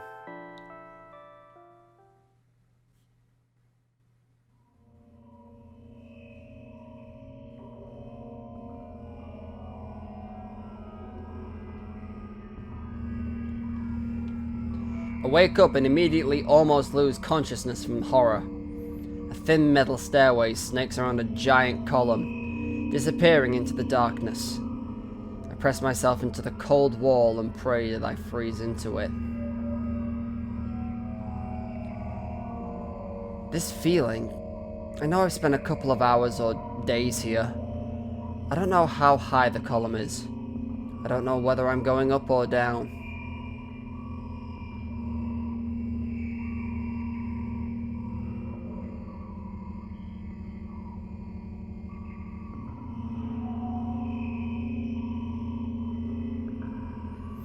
A billion pounds of concrete and a million miles of emptiness.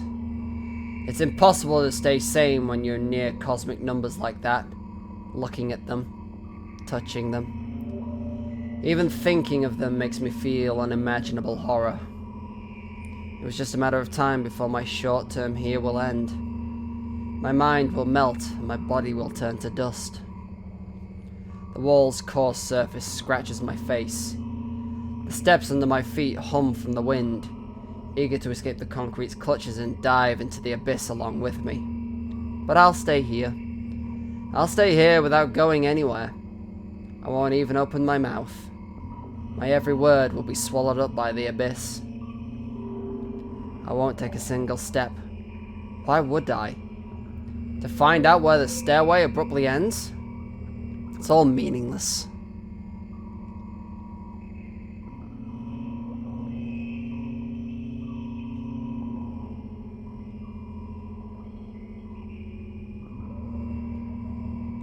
Many units of time pass, but I'm still unmoving. My whole body is trembling, but then I realize it's the whole space around me that's trembling. It can't wait to destroy me. Maybe I should gather my will and lead one last hit, and at least turn my head? That thought doesn't stay in my head for very long. It's torn out with inhuman force. Unaware of what is about to happen, I slowly turn my whole body with a squeak. No, this is not what I wanted. Don't!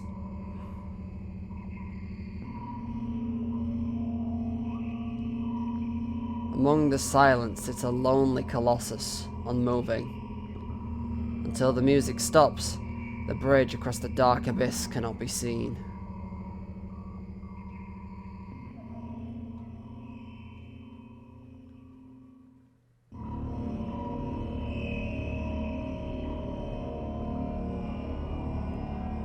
Oppressive, thick, sticky air drives itself into my ears, silencing my thoughts with a haphazard string of words, while I watch the scene before me unfold.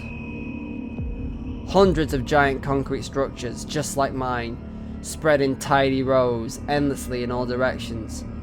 Stairways wrap around them like vines. There, at the end of the world, there's a person smiling. This world still exists, but not all that makes it both exists and not.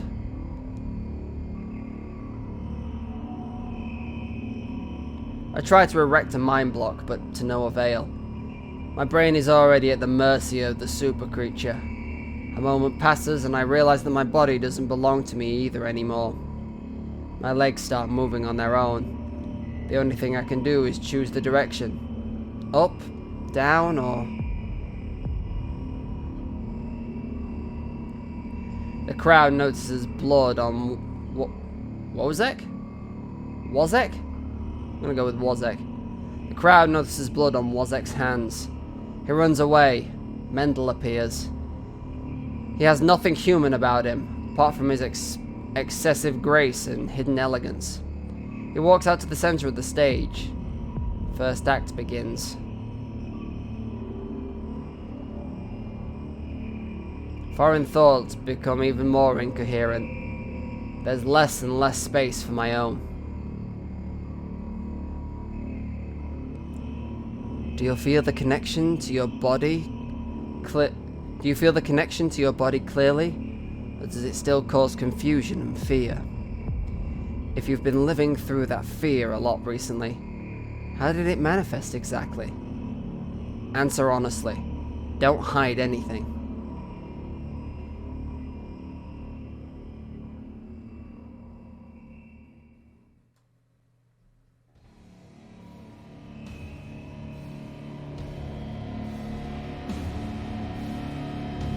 I decide to descend.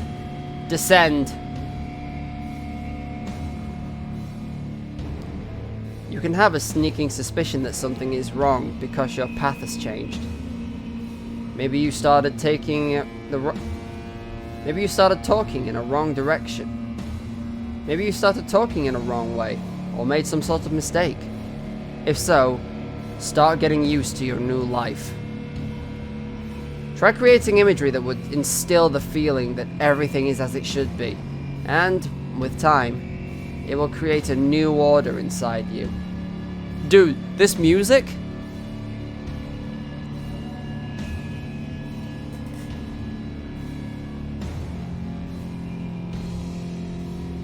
Oh, it's so good. I don't doubt that you're going through some hard times. But you have to make sacrifices. Grow up. Only then you'll be able to obtain the meaning of life. Do you get it? Try that if you find it important. Every passing day is a precious gift. If you share a piece of this gift with the world even once, it'll seem like a speck of dust. Do you get it? No, I'm sorry. I won't get it. I won't get that then. Do you get it? Do you get it? Do you get it? Yes, even you get it. When you notice how people look at themselves in the mirror. When you look at your own reflection and realize that it exists in reality. Do you understand how exactly it exists? What the fuck was that? I don't know, but it had some banging music.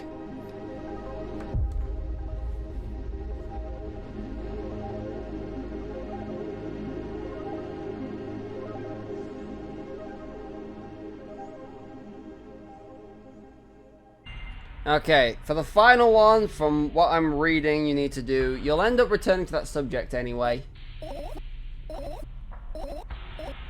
Which apparently, it's not just this that triggers the second death. You've got to do this and go on the balcony. I was treating them as two separate things, but in order to get the second death thing, or whatever the guide calls it, you need to do both of those. If you do one and not the other, it doesn't trigger. So I'm gonna look at this, collect some fireflies, go on the balcony, and have a look and see if that triggers.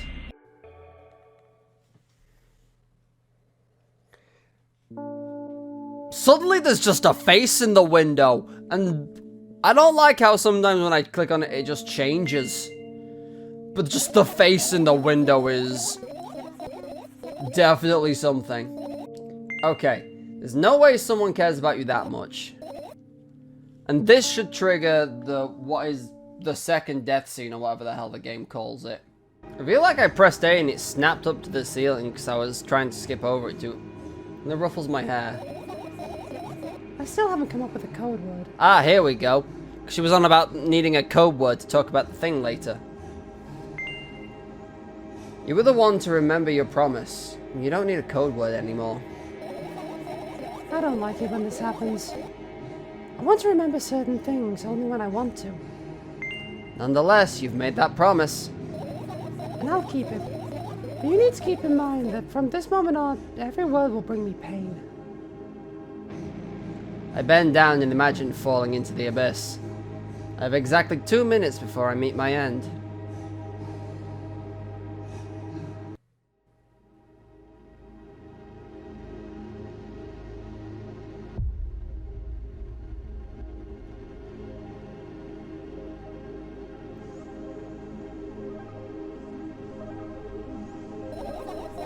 I had a friend online. My best friend. Even though the combination of letters he used instead of his name wasn't that cool.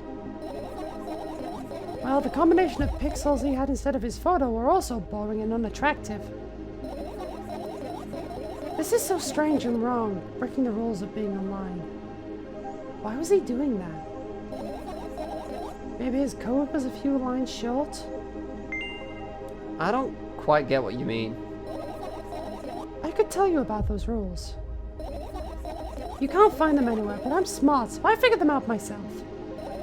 Although, I'm not sure if I should divulge them. Why? When I try to say what I think out loud, I tend to make mistakes. If I make just a single one, everything that comes after contradicts my thoughts. And I end up with the opposite position. And I don't want that. According to that logic, it'd be better for you to keep your mouth shut forever. Yeah, that's my dream. Keep my mouth shut, never get up from bed. Never see or hear anything. Just dream on and on. Why is everything so terrible? Don't get distracted. So, what was that about your friend? My friend? Ah, yes. He was brazen enough to... Come on, gather your thoughts. He somehow made me believe that he was real. He kept describing someone else's life to me in detail, as if it was him. And he expected me to do the same. And then I told him everything about myself, without hiding a single thing. I grip my teeth. The wind whips my face without mercy. It slices my skin into uneven stripes? I don't know. As it pierces, as if it's a piece of thin cloth. He knew more about me than anybody else in the world. You know what he did? Yes. Sending an army of bots to harass me was probably fun. And what's most important, it was a win-win situation. They spawn here and there, simple bits of code that are effortless to run. No wonder the algorithm assigns that pattern more often than others from the list. Text and video generators get to work at the same time. My name surfaces on the web more and more. It's unbearable. Unbearable. From around every corner, every balcony, ceiling, attic, wall, I always feel many pairs of watchful eyes directed at me. And now they watch me from the screens, too. But I'll put an end to it. I decided a long time ago. Though, maybe the irony decided that only... My body finally crashes into the ground, smashing into millions of tiny pieces like porcelain. It's my second death for today already. I'm cold. Let's go back inside.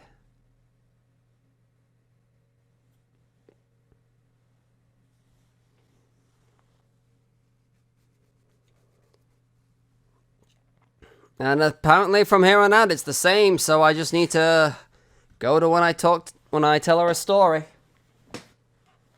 Although after that, I don't know how the hell that's gonna turn out.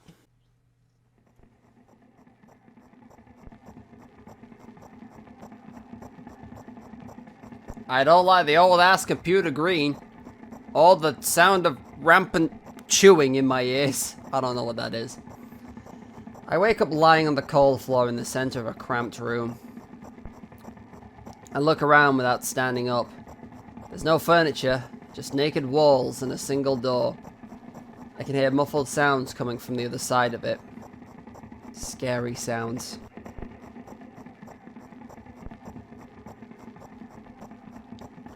What the piss is that? I genuinely... That looks like an alien hugging someone's finger. I don't know what the hell that is. I hug my knees and... Is that... That's never her in a fetal position, is it? I think it is. I think it's her in like with her sat on the... When you sit on the floor and you bring your knees like under your chin. I think that's what that is. I hug my knees and wrap myself in a sweater like it's a blanket. It's no use. I'm chilled to the bone. The room is pretty spacious, but I still can't shake that feeling that I'm trapped inside a suffocating casket. And the faint blue glow that sneaks in through the keyhole only adds to that feeling. Do I want to know what's outside? As if on cue, an inhuman roar comes from the other side of the door. It becomes louder and louder, more and more distinct with every passing second. Somebody or something is getting closer. I curl into a ball, trying to make myself trying to take up as little space as possible. Maybe I can become invisible or become smaller in some miraculous way. In the meantime, the howl becomes unbearingly loud. But only for a moment. Then it sheepishly backs off until I can't hear it anymore. I finally decide to stand up.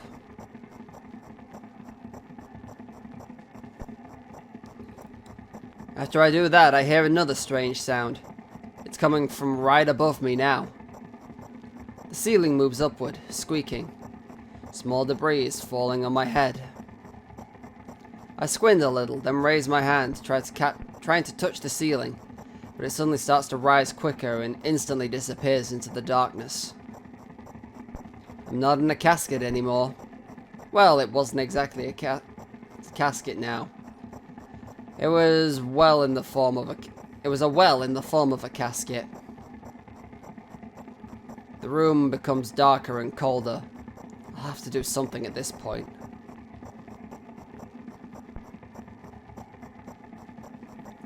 Hours pass. I frantically run from one wall to another, delirious. The walls run away from me, making the already suspicious room even bigger. In the end, I stand amidst the endless darkness. Only the door is watching me with its eye. I keep purposefully avoiding it. I could sometimes hear horrifying rustles and howls on the outside. However, now I don't even have a choice anymore. I slowly come up to the door and reach out toward it.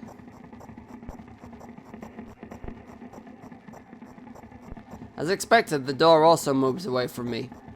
I continue moving forward with my hand stretched out. I don't want to lose the only source of light in the pitch blackness. At some point, I get tired of sneaking up on the door, like it's some wild animal, so I lunge at it, try to grab the handle. However, at the last moment, the door whizzes away, and I feel the cold floor, unable to keep my balance. It hurts.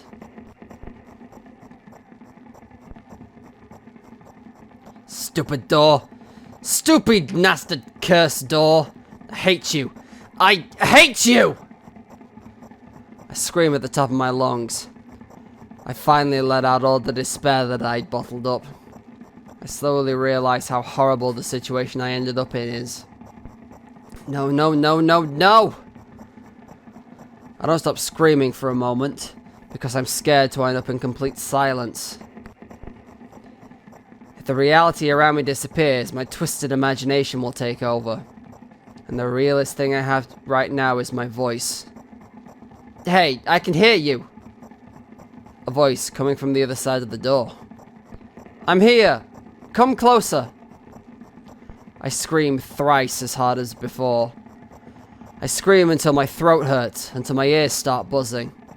My biggest wish right now is to keep in touch with that person, whoever they are. Hey, where are you?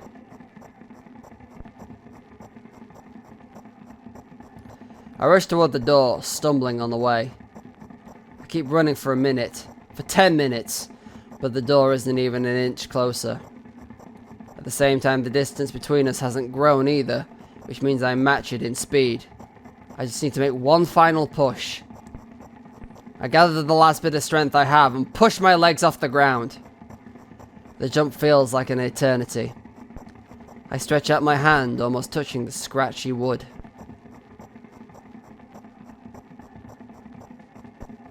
I dive face first into the ground with ridiculous speed. I slide at least 30 more feet thanks to... I slide at least 30 more feet like... I slide at least 30 more feet like that thanks to inertia, leaving behind a bloody trail. My hand is still outstretched, trying to grab empty space. Ah! Tears stream down my face, making the numerous scratches burn. I try to wipe them, but I scream and yank my hand away the moment I touch my face. My lips and nose are now a mushy mess. Somebody! Help! The other side of the door is completely silent. The silence reigns for an excruciatingly long time. However, at some point that silent torture ends. Hey, I can see you! I try to reply, but stifled whimpers come out of my throat instead of words. Are you hurt? Yes. Yes! I stand up from my knees despite continuing to cry. I take a couple deep breaths and start running again. I keep running for hours. I feel the door is close to me by an inch or two now. I almost let myself stop for a rest at the thought. I can't rest. I'll catch up to it sooner or later. The voice from the other side of the door keeps asking me how I feel. I let out heavy, ragged breaths in reply. I'll fall from exhaustion if I utter even a single word. Still, I'm thankful to them that they don't want to become silent. After another hour passes, I barely scratch the handle with my nails. I'm almost there. I'm so scared. Why aren't you doing anything? Why are they doing this to me? Don't they understand how painful this is for me? Almost there. You're scaring me. Go away!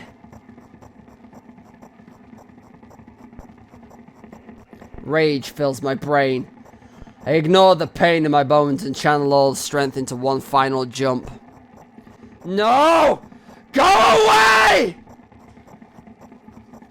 I firmly grasp the handle on the open door. Blinding light hits my eyes. I lose the ground beneath my feet and start falling.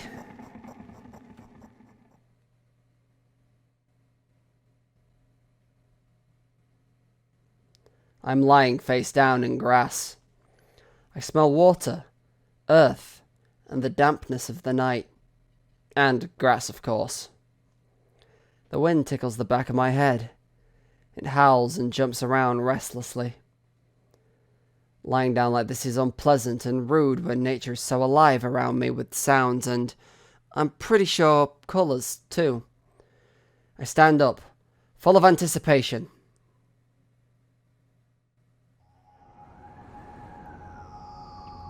I see an endless field, a clear sky without a single star, and a pale moon somewhere very, very far away. I shake my head and try to focus my eyes on anything, but to no avail. My surroundings are just too vast. I feel dizzy. Bam! I'm lying in thick, wet grass again. But this time I'm looking at the darkness of the night sky instead of just darkness. Is there any real difference, though? The wind howls. It's clearly upset, but what can I do about it? I hear an indiscernible echo coming from far away. A wolf or something else? Does it even matter? I'm in the grass. Nobody can see me. Ooh! The echoes draw closer and closer. At some point I realize that it's not a wolf.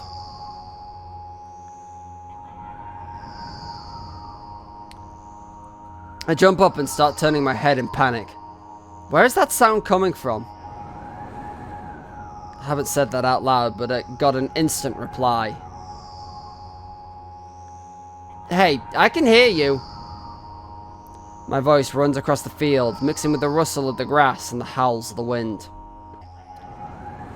It feels like it's about to get absorbed by them, but... Is that meant to be the wind? Like the whistling of the wind? Hey, where are you? I can't understand. I can't understand where I should... I can't understand where should I run to and if I should run at all. Somebody clearly wants me to find and help them. Maybe they're hurt? The grass tickles my heels while I drag my feet in the direction of where I think the sound is coming from. It's just... There's not a single tree or stone around. Only an endlessly wide field. I hear a resounding, painful scream. I shut my eyes and cover my ears. I suddenly feel scared. The screams turn into a cry. I carefully raise my head, still scared to death.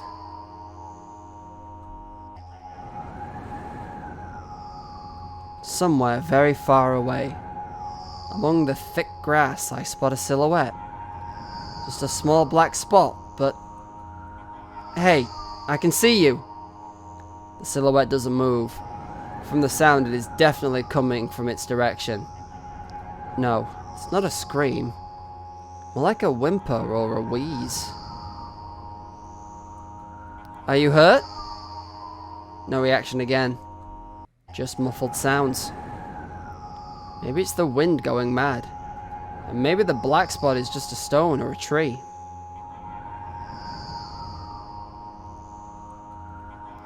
I walk away disappointed. 100 steps. 200 steps. Then I turn around. Surprisingly, the spot hasn't become smaller. So now I think, if I'm understanding what's happening, I think she's now living both parts of what she was experiencing. So, because obviously she was running for the door, and the questions that she asked were, or the questions that we got asked by the other person on the other side of the door were the ones that she's just asked now. And now she's turned to try and like walk away from wherever she is. The spot is following her, which I'm assuming is like her also running for the door, metaphorically, of course. What this actually means, damned if I don't know. I start jogging. The grass is no longer tickling me. It's whipping my ankles, leaving cuts. A feeling of panic and unexplainable dread grow inside me. A stone, a tree. Why the hell is this field endless? I don't turn around anymore. I know that it's chasing me. The sound reaching my ears becomes even stranger, louder and more distinct. The wind is bullying me too, huh? Isn't that right? That's the case, right? Finally, I stop. I ran out of breath. I'm at the brink of dying. At least I think so. The horrifying voice is coming right from behind me. I turn around instinctively and, for some reason, try to shield my face, but I end up losing balance and falling to the ground. The grass replies with a nasty, cackling rustle. I've had enough! I spring up. The silhouette is there, at the same distance as before. It's standing there, without moving an inch. I'm scared here, you know? Why won't you do anything?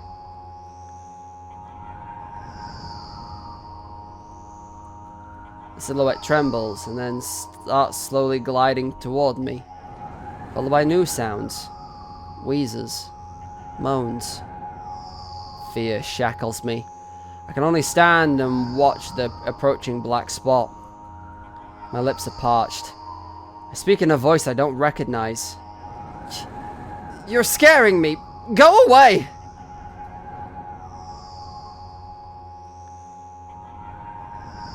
After that, the spot expands rapidly, and in the blink of the eye, most of the sky in the field is consumed by the sticky, cold darkness.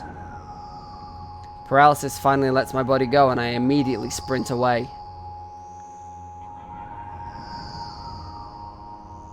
I run so fast that the grass turns into a dark green mush under my feet. I slip up, fall, run again. Okay, there's like multiple shapes in the darkness, and that's not good. No, no, no, no, no, no, no, no, no. No! Go away! An unknown force turns my hair with a crunching sound, and the darkness consumes everything.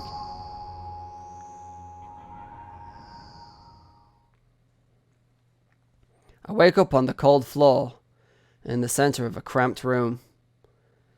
I look around without standing up. There's no furniture, just naked walls.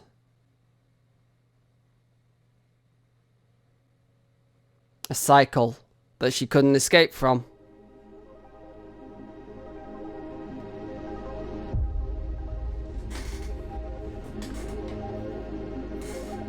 Man, I'm gonna have to sit on this game for a while. Because I don't know how I feel. Honestly. Like, when I came off of playing Milk Inside of a Bag of Milk, I was like, certified great horror experience for what I paid for it. Milk Outside of a Bag of Milk? I am confused. And that's probably for the best, but it's probably because in my head I'm trying to, like, piece together a story that isn't really there. It's just more, again, trying to understand how the girl thinks. But then again, like, how we're also, like, the voice inside her head that's helping her along, but also, like, not really because we're kind of a dick. To be quite honest, but yeah, I'm gonna have to sit on this one and think about how I feel. Huh.